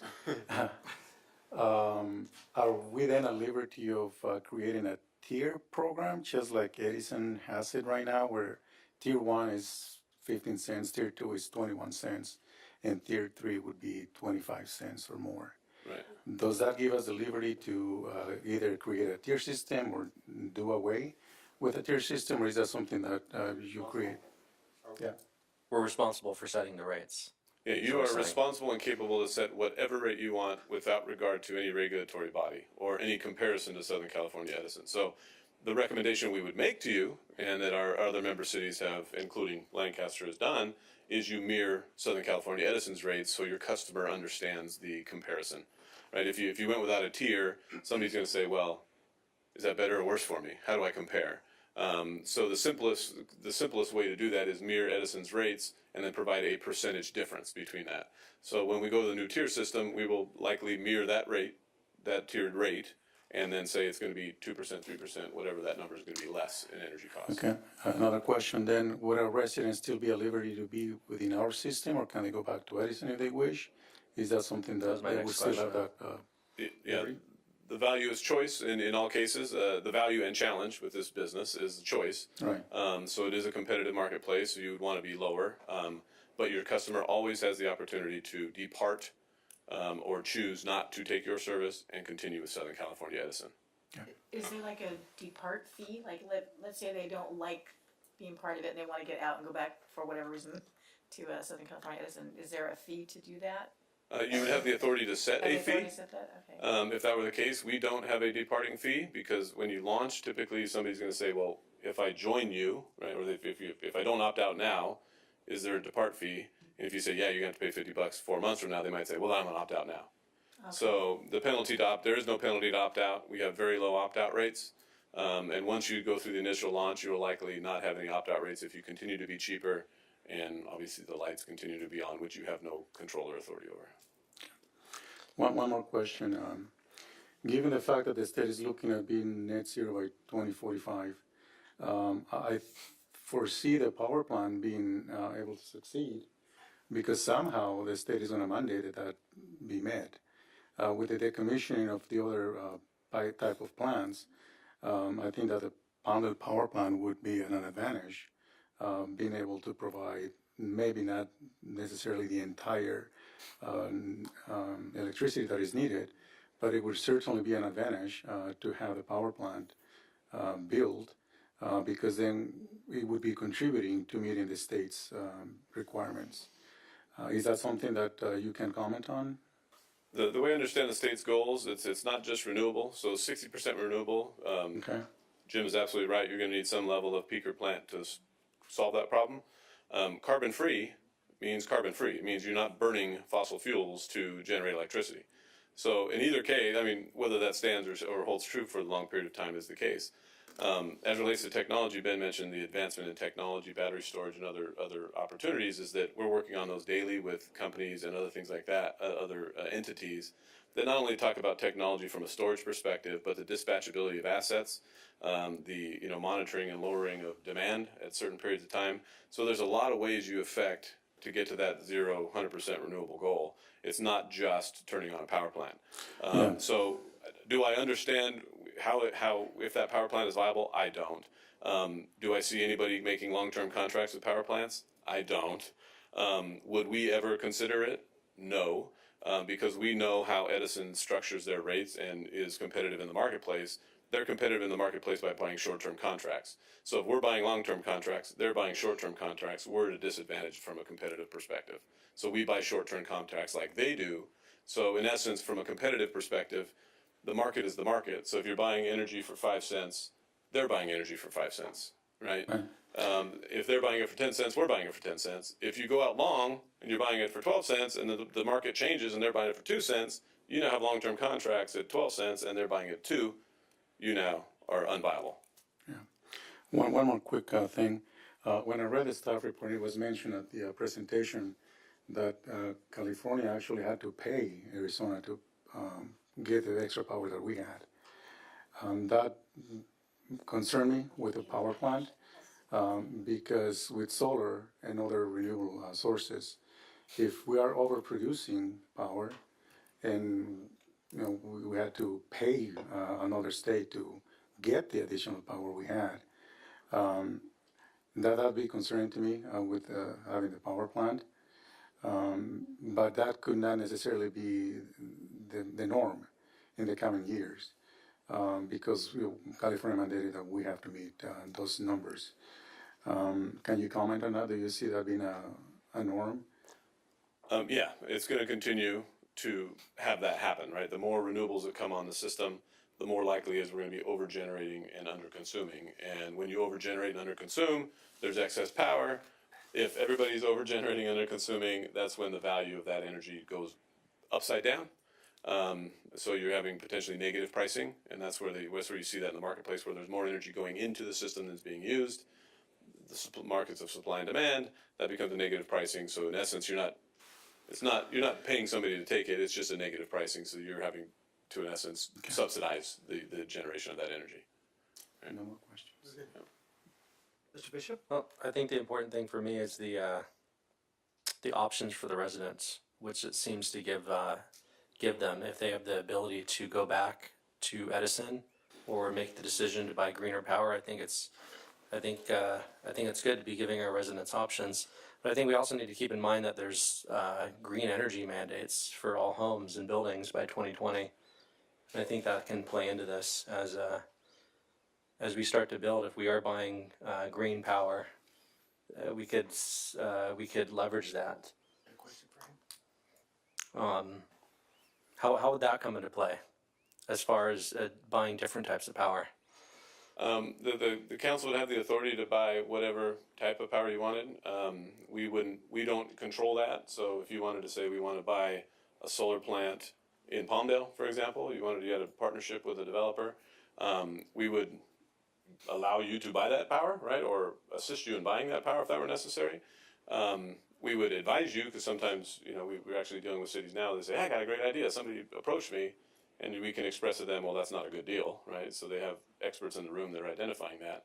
But at the same token, if you chose to do that, you could buy local power, you could do feed-in tariffs to assist your customers, you could do a number of different things that have a very specific local benefit.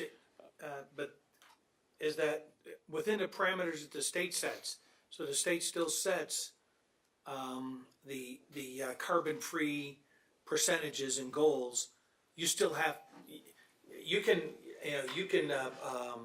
buy power from a coal-fired plant in Kentucky if you want, but it has to meet those percentage requirements and eventually go away, correct? That's correct. Okay. There's strategies as a JPA that we could join together and procure energy collectively. So we could buy, you have 1/10 of a project, we have 1/10 of the project. It's very similar to SCAPA. If you're familiar with the Southern California Power Purchasers Association, they do it very similar. So you're buying pieces of Group power. Of group power. Right. So we're joining together in the procurement of energy.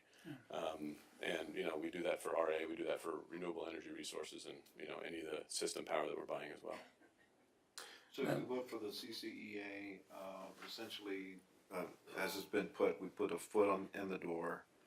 What is the period of time that we would be able to look at this option and compare it before we actually get bound by an implementation plan? Right. The implementation plan doesn't bind you to anything. The ordinance doesn't bind you to anything. Joining CCEA doesn't bind you to anything. What's going to bind you is when we sign a contract to procure energy on your behalf. Under the stipulations of the agreements and contracts we have, that's your obligation to reimburse, or we do it through a lockbox. You're not reimbursing the city, or reimbursing CCA. Those funds will go into that lockbox, and then it'll be distributed that way. So at that point, and that's well down the road of when you procure energy, probably in the January timeframe. January. Yeah, 3 or 4 months prior to actually launch.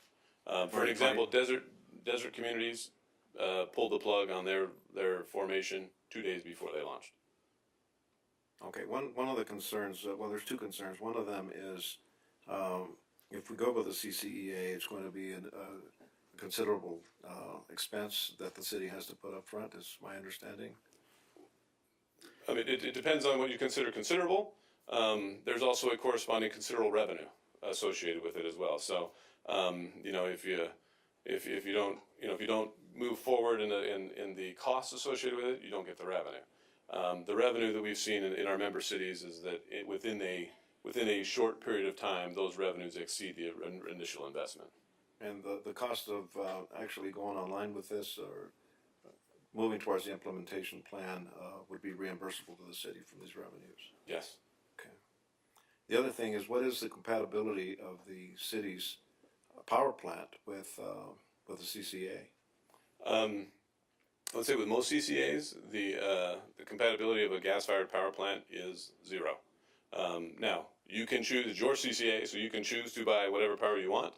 The CCA community generally is frowning upon, we obviously need to buy brown energy, would be frowning upon buying long-term contracts for gas-fired power. There would not be any CCA in the state that would be, there's not any CCA in the state that is looking at buying long-term brown power. That's not their goal. I kind of got that reinforced in some discussions with CalCCA, the association. I think that you still got to ask the question. I think that's a legitimate question to ask. But just knowing the nature of some of the communities that are involved in CPA now, I'm not seeing I think it's a kind of a bit of a long shot for them to be going that route.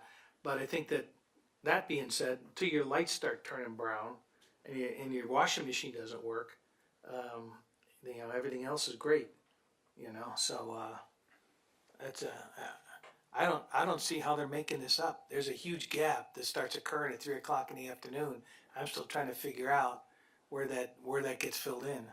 So that's the time of use changes, the strategy. So there's a number of different strategies that will be taken into account to accommodate that. Changing the time of use is one of them. So moving the pricing of energy to the appropriate peak demand is going to have some impact on people's habits. Technology is going to have an impact in that. Battery storage is going to have an impact in that, and it's going to be regulatorily generated so that we're going to be required to buy battery storage. The technology exists. There's no question about it. It's a matter of price. right now I know we're looking at that over at the Transit Authority. I know any of the solar guys that you call now, that's the first thing they tell you is we've got battery systems you can put on your wall. Yeah, so, and it's a matter of price. Right. It's not a matter of the technology. Okay. Anybody else? No. Okay. Madam City Clerk, do we have any other speaker slips on this item? We did have a Okay, Thank you guys very much. thanks. And who do we have there? Speaker is Lourdes Everett. Okay.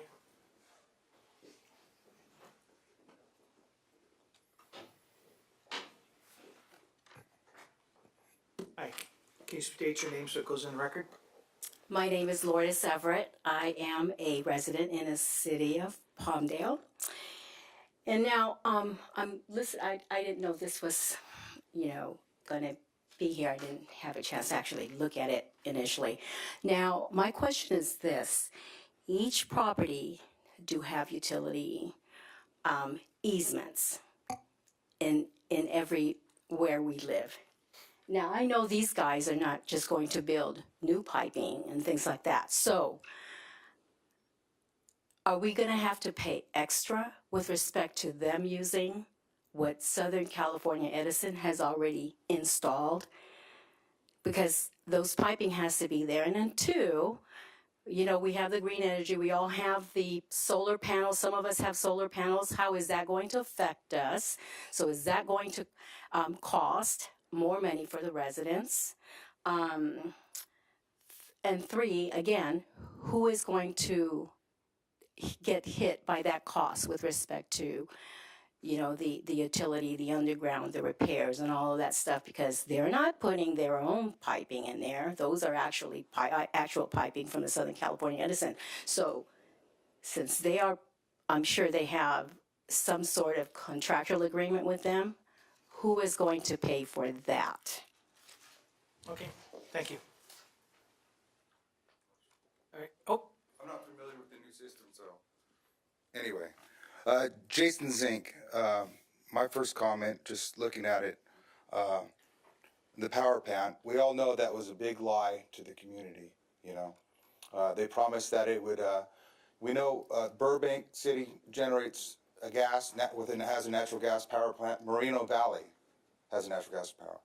The reason Moreno Valley did this was because they could give discounts to companies that coming into Moreno Valley, all the warehouses and stuff, 15% discounts, to use that as an incentive to move there. That's what we were told that this was going to be. We were told that this was going to be, a renewable energy hybrid. That was a lie. Everything about this thing has been a lie. Why would you put a pollution generating thing over 5,000 aerospace workers right next to them? Now, if it was on, 100th Street East and Avenue N, like the second proposed site, I'd have no problem with this. But why are we doing this to our own people? For LA's benefit, so we have more smog to benefit the people in LA.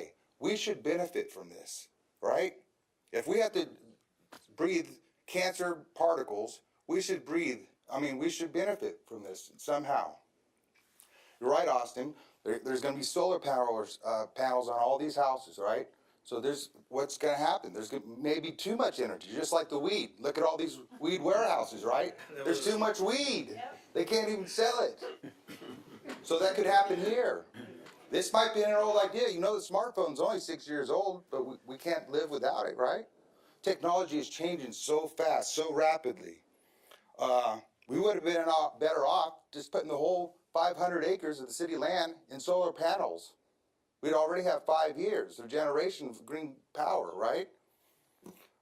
This was a thing that was something dreamed up by Ledford and Steve Williams, the old city manager, which caused a lot of people to be laid off by the city and everything. This has been a disaster, this Palmdale power plant. And it affects, Jason here, he was a city manager of Tehachapi, if I remember right. So if there's anybody who knows about renewable energy and everything like that, that's the renewable wind energy capital, I think, of the world, right? But the thing is, you should trust this guy because he knows what he's talking about. Just like, but this is my idea, thinking big, thinking out of the box. Why don't we go to the new governor and say, what will you give Antelope Valley if we don't build this power plant? Will you give us $100 million so ABTA can have all electric bus fleet? Will you give us an enterprise zone so we can help generate jobs for the 80,000 commuters? Can you give us some kind of incentive? We have to start thinking out of the box, you know what I'm saying? So Thank that's you. Thank you, sir. Just to correct, the panels aren't required on the roof. You just have to have panels for that house. So you could actually subscribe to a solar field or something like that. That's how that one works. And we do have some enterprise zones and opportunity zones that they've established. And they got some maps. If you email me, I'll send you over a copy of those maps. Okay. All right. Okay. Well, what about the questions that were posed by Ms. Everett, is it? Right. Can we have a response to those 3 questions? So let's ask Steffi. Wait, let's have our staff do this, okay? Okay, yeah, well, the way a CCA works is whoever runs that CCA procures energy on behalf of the ratepayers. They don't take over the lines, and so actually your bill would be pretty much split in half, where Edison will still charge you for the infrastructure, and then whoever procures energy on your behalf would charge you for the energy you're receiving. In terms of solar, like I said, there's this change to time of use rates. From what I understand, there's going to be a grandfather period. So whenever you hooked into the grid, from 10 years from then, you're good. But after that 10-year period, then you're going to be under the same rate structure everyone else is. And so that, again, it's market driven, it's beyond our control. There's excess energy being generated by renewables. That's what has happened. So really, there's no control over that. Yeah. So if you want to, no, we don't do that. We don't do that. So basically, it becomes Edison is like the freeway, and the energy that's moving up and down that freeway is like the trucks and cars that are utilizing it. The freeway breaks, Edison still pays it, but you end up paying for that in the form of other tariffs and things like that. So currently, my understanding is that even if you have a robust power system on your house, solar system, and you have the batteries all over your garage walls, you're still paying a fee to Edison to maintain that connection, which is still required to maintain, correct? Right. I mean, I guess you could be grid independent, but it's not really recommended, and it's very costly to do so. From what I've understand with battery technologies, there's not really a battery technology that is feasible that could go beyond 4 hours of use once So it's all in a matter of how many batteries you put in, as we're finding out. So well, yeah, you'd have to have a very sophisticated system to step in, and it would be a lot of batteries. And so most of them are designed, like I said, for like 4 hours once the renewables are no longer generating. Yeah. Doesn't Jason have anything? I'm sorry, I forgot to mention too, we have Mark Fulmer who prepared that independent third-party review. He's here in the audience too if you have questions for him. Okay. All right, any other questions for the staff on these items? No. Anybody? Okay, so let's, council, what's your desire on, what we're gonna do here? I think that, ultimately, at the end of the day, our duty is to, make sure that we're gonna move forward with this, that we're going to ensure the best deal, for lack of a better term, for the residents. Are we able to save the residents money? Are we able to provide them with some increased level of service and all of that? I think that question is still a bit tenuous with some of the PUC regulations and stuff that are out there. But the bottom, we've been talking about this for a decade, and we've done a lot of research. We've analyzed it like crazy. And in the meantime, our ratepayers are still paying whatever Edison asked them to pay, or demands that they pay. If we still continue to do nothing, though, whatever the situation is will continue for at least an additional year beyond. We'll be lucky to get anything going in less than a year or so, right? So we're probably looking at about a year and a half to, if we move with all due speed, we're looking at about a year and a half, correct? Right. If we do nothing, it's gonna be 2.5 years. I think we owe it to the community to try to find a better deal. If it turns out that it isn't, like Jason said, we pull the plug. If it turns out the regulatory environment and the legislative environment gets to the point where it just is not looking like a good deal, we pull the plug. I'd like to see us move forward with the package, to move it forward to the PUC with the plan that CCEA has presented us. But I would also like to do.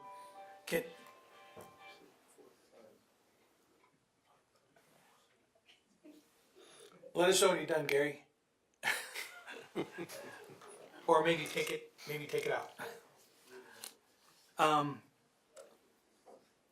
So the staff recommendation, one of the recommendations was to move forward with the CCEA program, but to continue to explore the options with CPA and to light a fire, for lack of a better term, under Summit.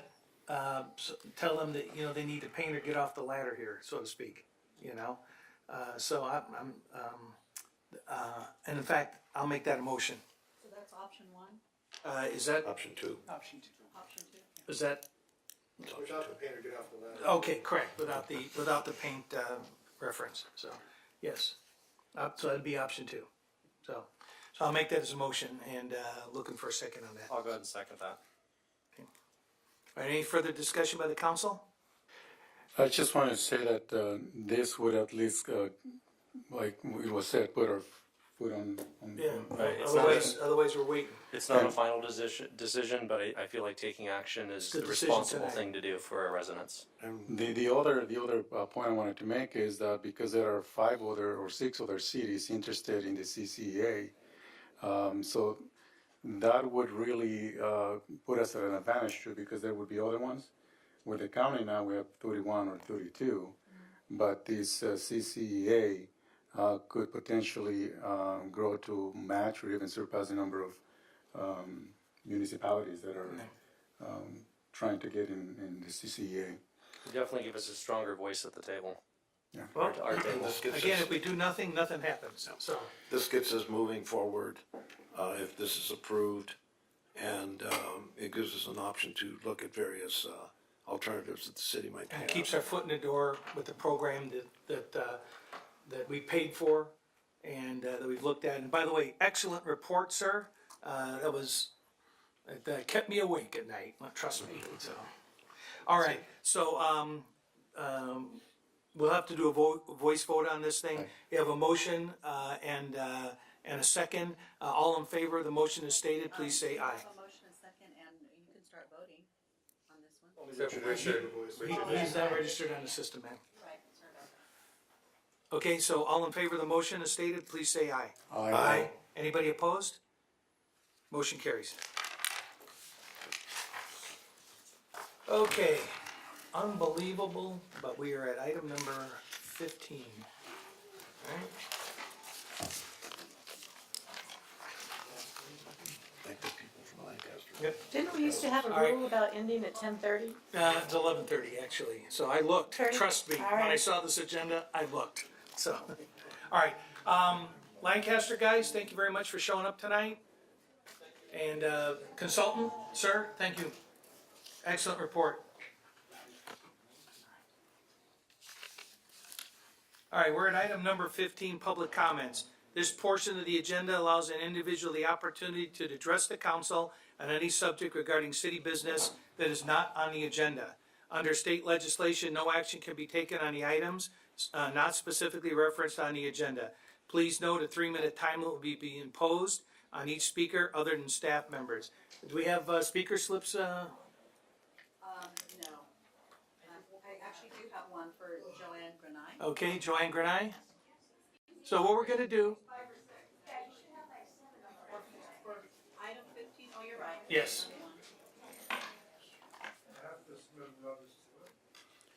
Yep, we're trying to keep track of all this. So there's new regulations and the system requires certain levels of documentation. So all we need to do is get your name on that so that it's just for record keeping purposes, so. Okay, so I have Joanne Grenai first. Okay, so you have Joanne Grenai first, and the next following Joanne is? Crystal Nasabawa. So if you wanna line up, we'll get Crystal over here then, and then the next party is? Lourdes Everett. Lourdes Everett. So we'll get the three of you queued up here so you can move this process along. Thank you. And you're on.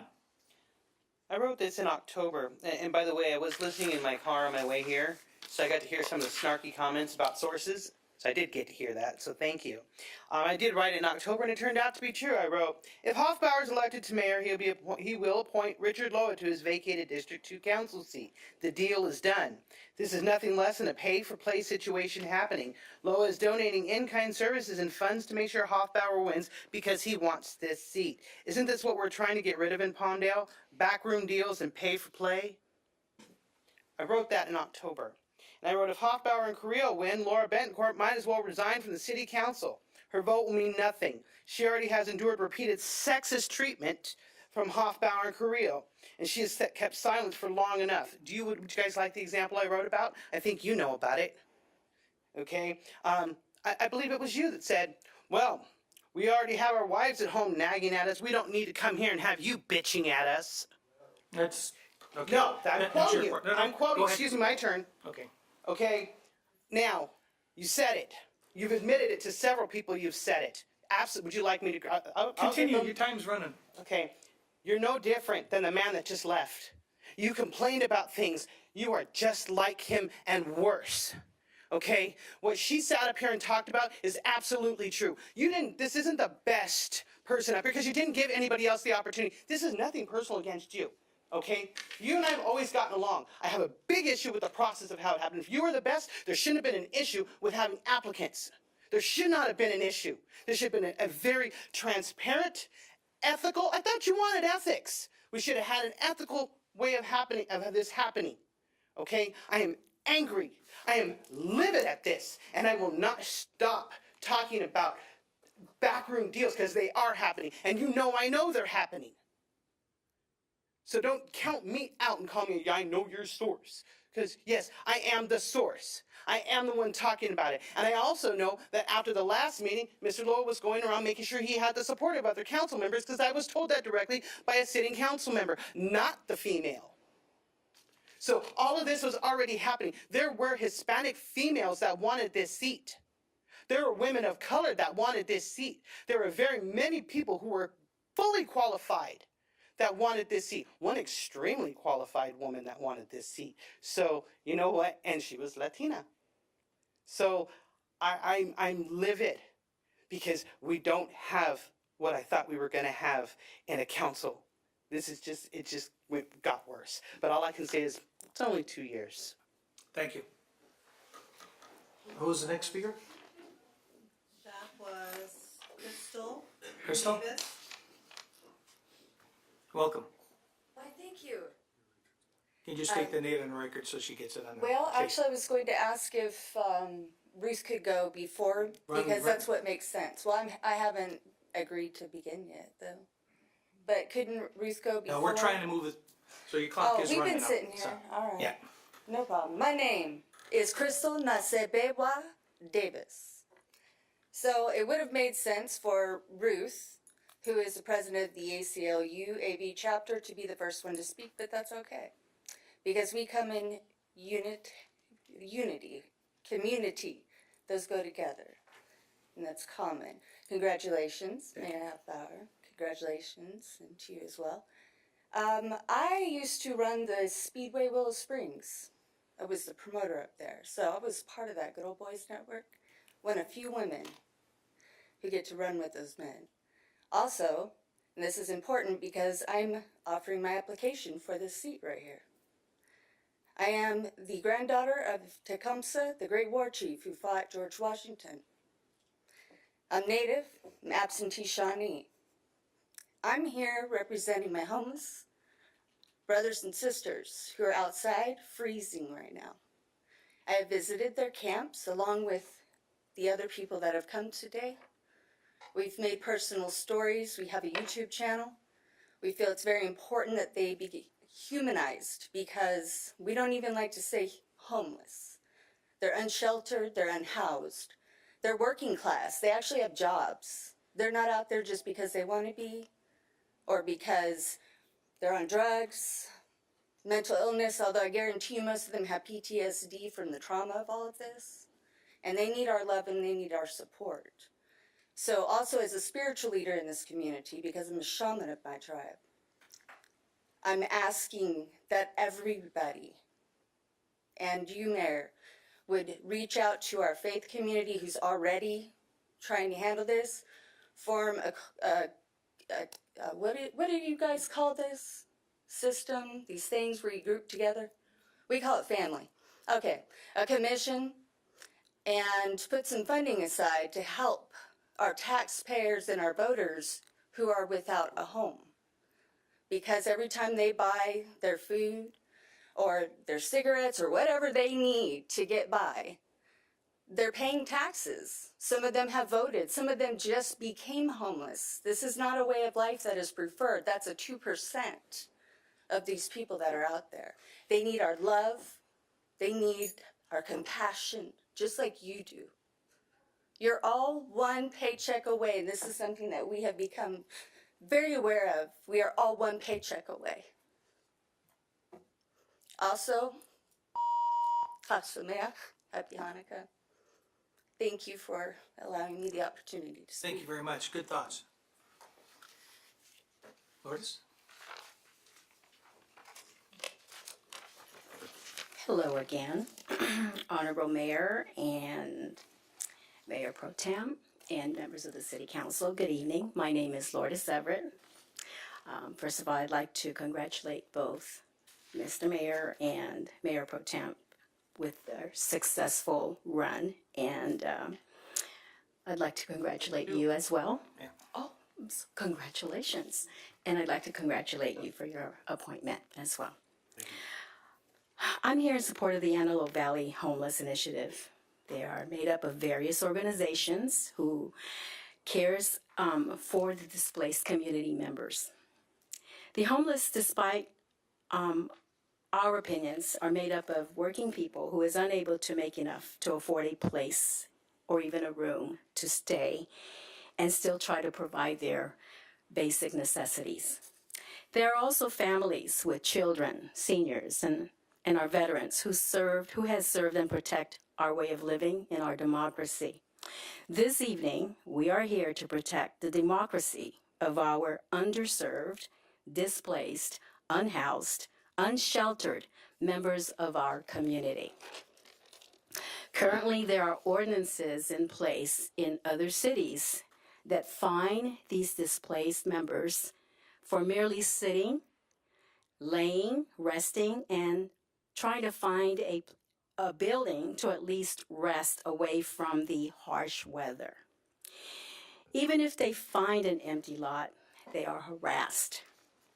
Many are pushed out into the fringes of the city limits away from receiving much needed services, such as medical services and food pantries, and even the very basic of using a bathroom and showers. Please put yourself in their position and imagine what it was like during our harsh weather this past week. We as a community must concern ourselves at the very least to provide the basic needs. Mr. Mayor, I was actually moved and very optimistic when I heard you say that we're going to make the community better. We're going to be doing more and making more. So I ask, based upon those statements, in the spirit of humanity and in the spirit of social justice and the spirit of the holiday season, to include our displaced, unsheltered members of our community by helping find and provide them reasonable amounts of temporary housing now, and to be able to find a way to permanently house them in the future. And thank you very much for your time. Thank you. So the next three are Matthew Wheeler, Jessica DeGassi, and Jason Zink. Okay. Come on down.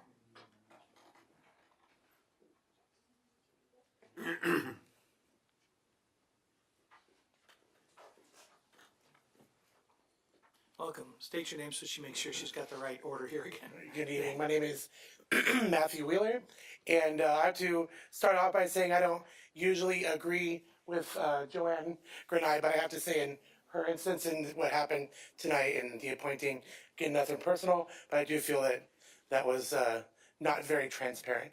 But going to what I'm here for is I live in Lancaster. I grew up in Palmdale, and first of all, let me say congratulations to you and Thank you, sir. and you and everyone on here. You know, I see what Lancaster has done and what Rex is doing, and I don't like it. And criminalizing homeless people and poverty is a human rights violation. You know, you have people like Jason's mother, you know, like myself, who are living on disability, you know, $750 a month. If something happens and I lose my house, and then I get fined a $300 fine for sitting on the sidewalk, that's going to put me in a position, you know, to where you can't afford, I'm not going to be able to afford medicine. I'm not going to be able to afford food to feed myself or my family, you know, and it just really bothers me to see poverty and homelessness and that criminalized. It's not doing any good. It's just creating, you know, a revolving door for these people to come in and out and get more and more fines and things like that. And I really hope that with this new administration for Palmdale, that you can be the shining example to where Lancaster, and I wish they were still here to hear this, you know, because they're leaving people out to die in the desert. I have literally gone down the street on my house on 20th Street West and Avenue H to take people blankets and food that are living in literal bushes in our deserts. This is not okay. This is not okay at all. You know, for the wealthiest country in the world, it is such a stark contrast that we have so many people living in such dire poverty, especially here in the Antelope Valley. So I plead for the city of Palmdale to please do something for our homeless. I don't like saying homeless. This is their home. They have a home. They don't have a shelter. You know, they're houseless. So can we please do something for these people? It's going to get colder, and these people are going to die of exposure in the desert. And we can really show our ex-parents what it's like to run a city and do the right thing. Thank you. Thank you. Ma'am?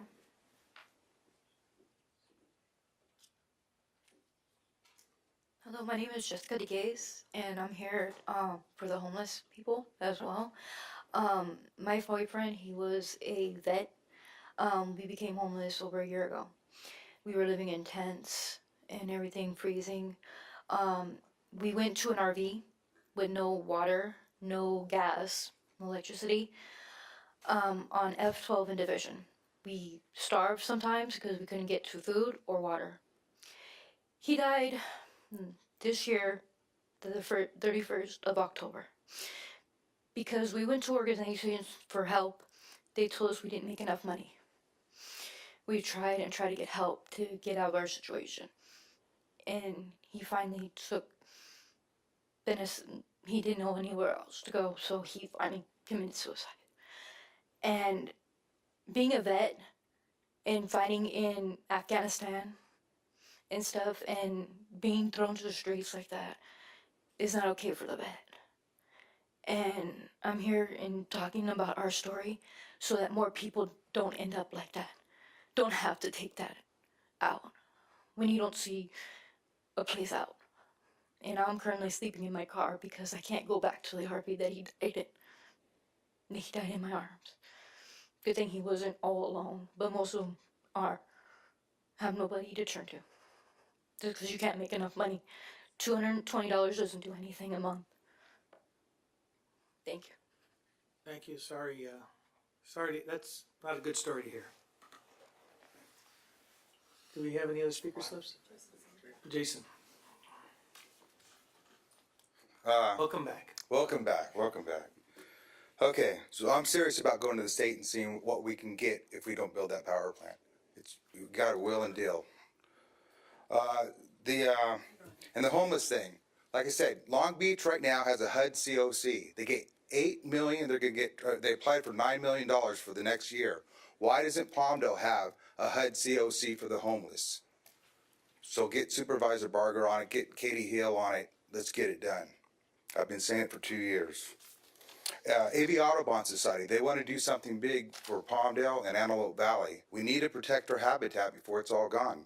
So there's the June park bond measure, and maybe we can just walk the trail at Barrel Springs. Well, don't forget, we've got that, the Armagosa, that's the whole purpose. That's beautiful. behind it. I love that. So, I love that. But I think you missed a lot of opportunities to get matching funds with it, in my opinion. So AV Audubon wants to meet with you. Maybe we could walk the trail, Barrel Springs Trail, and talk. Also, the ring program, since we have $200,000 because we don't have an election, let's buy $200,000 more of rebates. But it doesn't matter how these cameras, the main thing is to prevent crime. If the criminals don't know that there's cameras, then it's not doing it good. So you need to buy billboards to say that Palmdale is a ring camera. We're watching you. Think twice. Don't do it. You know what I'm saying? You have to advertise. Also, just as quickly as we did Richard Loa and pointing this, I want us just to quickly create these park committees and promote Antelope Valley. We have to get into this real estate cycle, this cycle that's going on with Amazon and all these people doing these things, or we're going to miss out and our community's going to be behind forever. We need to be the leader. Like it says, Go Biz Office doesn't even know about the city's 500 acres. How do they not have a brochure and a video, over a drone video of the 500 acres? You know, how can Kevin McCarthy or Wilk or Lackey show that we have 500 acres? You don't know who's going to walk in their door. They have nothing to show them. You see what I'm saying? You got to have something in their hand. Rich, I agree with you. We should have probably had applications and everything like that. But we have been under this lead-for dark cloud for so long. Our valley is so far behind in promoting and doing things that you guys did the right action. Richard Loa is the most qualified person for the 4th District to sit on the city council to represent us than anybody in this city. Second. Oh, second. So, Richard. Thank you. And I know you'll do us good. Besides, he has an office right there on Palmdale Boulevard. We can go go there to the anytime, city. right? That's right. That's right. So it's Easy to very, find. very accessible. Right. But like I said, I'm so excited about 2019. I've been waiting for Ledford. Let's be positive. I know. Thank you. Oh, Merry Christmas. Merry Christmas. Thank you. All right, guys. Have a good Thank you, Jason. Thank you, Jason. And Gary, are you up? Is Mr. Cope up? Oh, we have Gary's up, and then Ruth Sanchez. Okay. Gary, and then Ruth, you're up.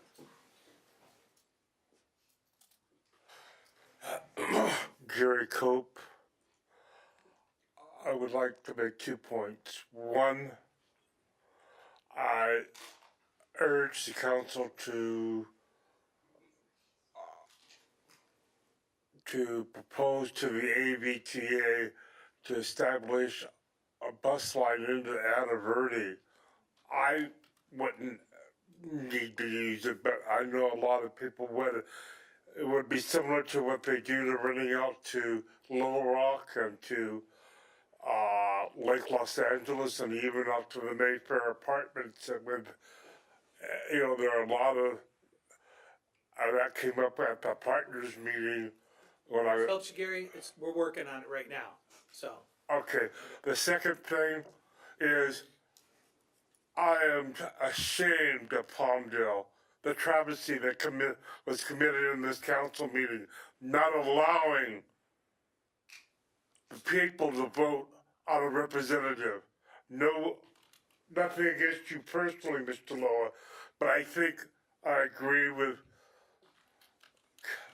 Mrs. Betancourt that the people, we should have spent the $200,000 or whatever it would have taken to have an election. I'm glad in one way that I'm in her district I'm not yours. But I'm just ashamed of this travesty of democracy that has happened this night in Palmdale. Thank you, sir.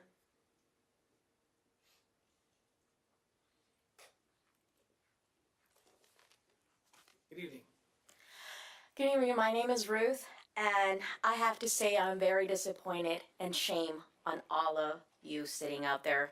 This is not democracy how that went on, and nothing against you, Richard. I do know you, I know what kind of attorney you're on and so forth. But if you were looking for best candidates, it should have been up. It should have been promoted. I have two, Ron Kagan, Lourdes, that live in that district. Yes, they're not here at every city council, but guess why? Because they're actually out there with me out on the street, and nobody, and I know all of you are my friends on Facebook, except you that just unfriend me, Mayor. But all of you see me out there feeding the homeless every night. I drive 6 hours to get here, and I still do it. I have not been home. I haven't eaten. Because right after this, and this is taking so long, it reminds me of Lancaster City Council meeting, but I'm still gonna go out and feed still. That brings me to the next subject. I'm glad you talk about social justice. I'm glad you said you can think of a better place to spend the money. Those $200,000 that you guys didn't spend on this, spend it in the homeless. You guys opened a facility with 50 beds. First night, only one person showed up. Today, I got the report, only 5 has showed up. Let me tell you why it's not working. 5 o'clock, people already have a facility where they need to go or a place where they need to go. So 5 o'clock is not working. When they can only bring 2 bags and they cannot bring their family. Now think about when you're making these decisions. You have wives, kids, grandkids. Would you leave them outside somewhere else? Would you separate from them? When you're making these decisions about these shelters, think about this. We need family shelters. We have veterans out there with animals that are their family. You stood right here with a dog that needed to be adopted. Those homeless have their pets. These facility does not allow families, does not allow those pets to come. So they're not going to leave, their belongings for only a few hours in this shelter here. They're not going to do it. 250 beds in the Antelope Valley when we have over 32,000 homeless. So I'm asking, please do your job. Do something. It is time. The city has plenty buildings out there that you guys can use to house these homeless. I'm taking out of my pocket. They're taking out of their pockets. Every time we go feed. The only ones that has helped, Laura Betancourt, you helped this Christmas, holiday feeding. None of you have ever reached out. Saves has been helping. Go ahead. No, excuse me. You have never reached out and say, here is a ham, here's a turkey. You have never done that. Okay. You invited me to have coffee right before you were elected. The minute you won, you unfriended me, which is okay. I reached out to you and I asked you to meet with us. You said you need to reach out to the administration if you want to have anything to speak with me. Yep. Shame on you. Shame on you. Regardless whether I voted or not, you represent me and you represent another 3,200 individuals out there. Do your jobs, please. Thank you. And for the record, just to help clarify that, I'm not going to get in a debate with you here, but I just want to the process to get for us to kind of keep track of our schedules is that's why we have the administrative assistant that helps us with that stuff. So. That didn't work when you invited me to have coffee with you in the morning. Right. I have those Right. texts. Well, that was before you threatened to sue me. I never threatened to sue you. I got it. Okay. Anybody else? That's when that happened, by the way. Okay. So we're going to move on now to our council. It looks like we have one more. Oh, okay. All right. We have to either end the meeting or we have to make a resolution to. I'm sorry. We I can think you signed up. Just- You signed up. Yeah, let's- Hang on a second. Hang on a second. Just relax. So the ordinance states at 11:30 we have to make a decision about whether or not to continue. Is the council's decision? I'd like to continue the meeting and let him Okay. speak. Any objection to that? Okay. I just have to have that on the record. That's all. Okay, sir. we'll take you, you be our last speaker, because we have a couple of other housekeeping items we have to finish up here. Hey, Mayor, could you put a clock right there so we can see that? And I think it is up there. It is. There's Yep, yep, it's there. It's not right. Man, it's not. So- I'll speak fast. Yes, sir. You'll hear the beep. Your name? My name is Ron Kagan. I am the outreach director for the Antelope Valley chapter of the American Civil Liberties Union. Thank you. Good evening, citizens. I'm here today on behalf of my homeless brothers and sisters. I have a simple request. Real simple. First of all, I'm delighted that I live in a city that has money. A lot of cities can't say that. My two requests are this. Number one, that we have a safe parking spot for our homeless population. And we have sheriffs patrol every so often to make sure that those women, like my friend in the back of the room, don't get harassed. What's the cost of that? Negligible. We're talking our neighbors. We're talking about social justice. This is social justice. The second request that I'm asking is for the city to, I shouldn't say consider, to make a resolution to look at what other cities have done. The city of Seattle, Washington has actually a manual how to start a city homeless encampment that deals with every aspect that you can think of. We don't have to recreate the wheel. It's out there. The city of Oakland, the same. San Diego, Barrio Lopez, the same. There's a city-owned homeless shelter. It's safe. It's not meant to be a permanent home, but we have people living and pooping in the bushes. We have a huge outbreak of hepatitis A as a result of that. It is a responsibility of our local leaders to protect the citizenry of our community. It's your responsibility. The folks that are unhoused are our citizens. They're our brothers. They're our sisters. They're our community. And when I see folks living in the bushes, when we have all this money, and I'll tell you, a 50-bed homeless shelter ain't going to do it. What you need to do is put up circus tents that are going to give people a place to go with their animals. It needs to be protected, and we have the capability. I don't know if you folks have the will. The money is there, and we all want it. So please consider that, and please take action. It's too damn cold out there. Thank you, sir. Alrighty. So, move on to, thank you very much. We're going to move on to item number 16.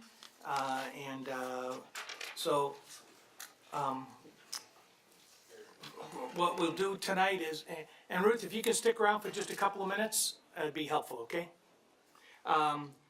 I think what we're going to do here is we're going to go ahead and go with the previous system.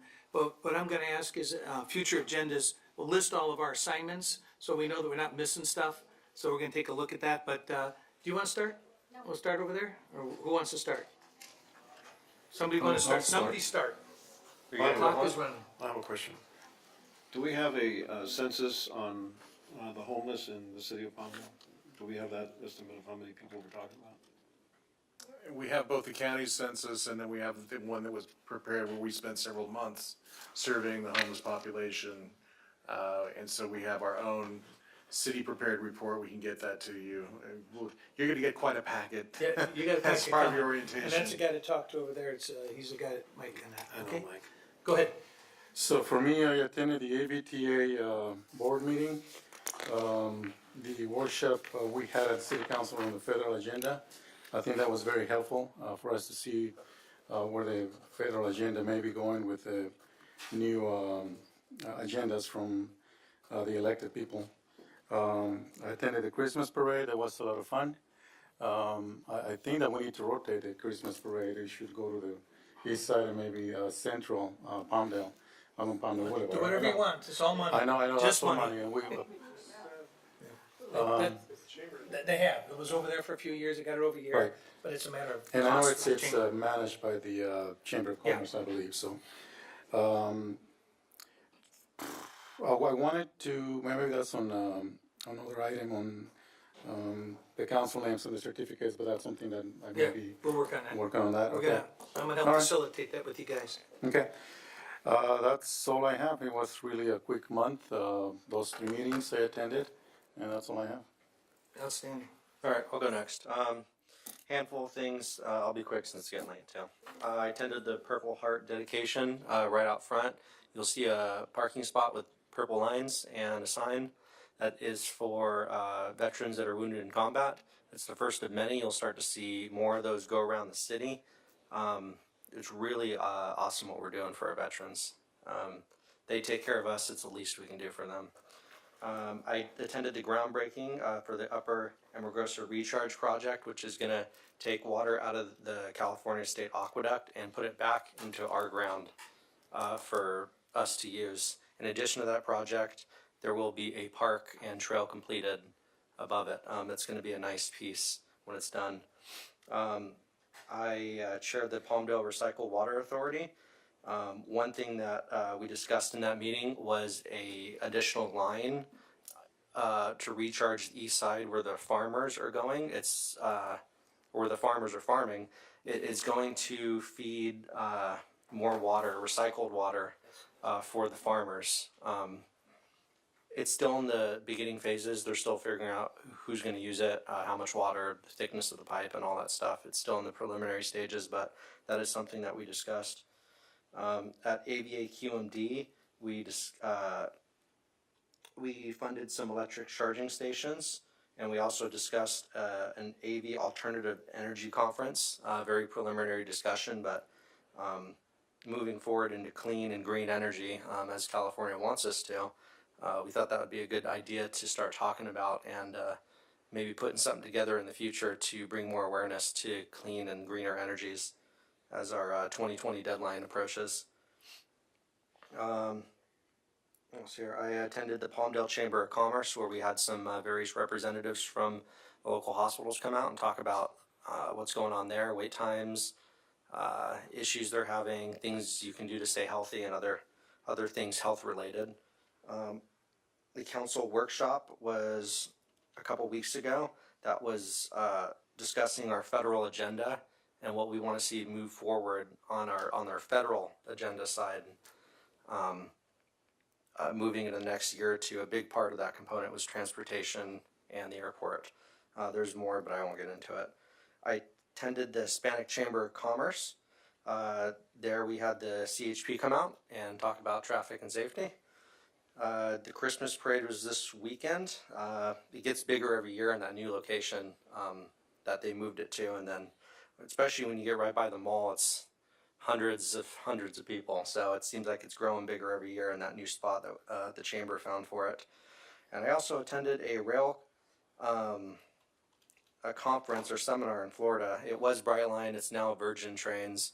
I got to see firsthand what they're doing over there and how they're doing it as far as the implementation of high-speed rail and what it's going to take for us as a city to get that rail that is planned to stop in Victorville and get it to us in Palmdale.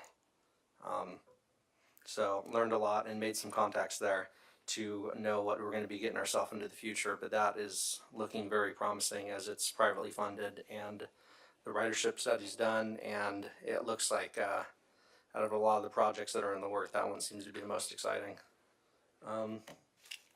That's about it. I'll let my other colleagues dig into it. I know. I get it. I did the TPAA groundbreaking for the elementary school. They're gonna expand the aerospace school to start at kindergarten and go all the way through 12. Attended the cannabis meeting with Mayor Hoffbauer. Did the council workshop for the federal agenda. Went to the sheriff's department's Christmas party. And imagine that. And I went to the mayor's appreciation lunch. So that's that. Great, so let me wrap this up. I attended most of the same meetings, it will not be redundant. On the Bright Line, the exciting thing about that is the numbers look good, but it was before the Raiders moved to Vegas, and it was before we ramped up, 10,000 jobs out at Plant 42 and Edwards out here. So all that expendable income and all those crazy Raiders fans were not even part of that equation. So they're very excited about that as well. Sanitation District, AQMD, AVTA, attended the Water Master meeting, the Cannabis Committee. We had the Purple Heart thing out here. I did meet with a couple of the directors from the Antelope Valley Hospital about one of the topics that was brought up tonight, which is to better address some of the medical needs of the homeless with some of the new bills that are out there. Now the hospital can't cut them loose without discharge plans and without clothing and a lot of other things. So we need to look at a better model. Other communities have got mobile nurse practitioners and things like that. So I talked at length with a couple of the directors over there, and they're running the paramedic units ragged for chronic problems, and that really are better addressed in another manner. So we want to take a better approach to that, and so I'm continuing that conversation. The parade was great, and a whole lot of other little community events and meetings coming out of our ears. So I think that'll summarize it. And you have nothing to report because Well, I wasn't on the council yet, but I did go to the parade. Right. And I went to the Sheriff Booster's Christmas event, or the holiday event, where we honored several sheriffs for their service to the community. I attended the Hispanic Chamber of Commerce luncheon. I attended the Hispanic Chamber of Commerce board meeting.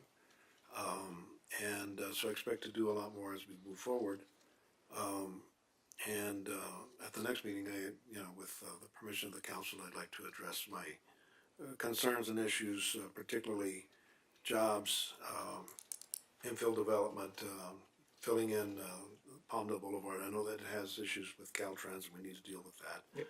And transportation, which is essential. We have so many people traveling to Los Angeles, Sacramento Valley. We need to do more to address that, but I'd like to speak more on that issue when we come back. Well, I would suggest first of all that you get into the city manager will be setting you up for some staff briefings on some of these topics. Yeah. So, and then we can look at bringing some of these other issues forward. We got almost 80,000 people going down. People forget that we got 22,000 people coming up here every day to work. That's true. So we gotta fix that. So. One last thing from my Sheriff Boosters group. I was able to secure $225 gift cards to Walmart, and I handed those off to Captain Neer yesterday. Yep. Those are to go to families in need and people who are in need right now during this season. I know it's not a lot, but anything helps, and I hope to do more through my booster group in the future. That's outstanding. It was great. We saw the posts and stuff on it. That was outstanding. Okay. So considering the hour, do we have anything that's of urgent pressing nature? We're going to be meeting again next week. We have the workshop next week. Oh, okay.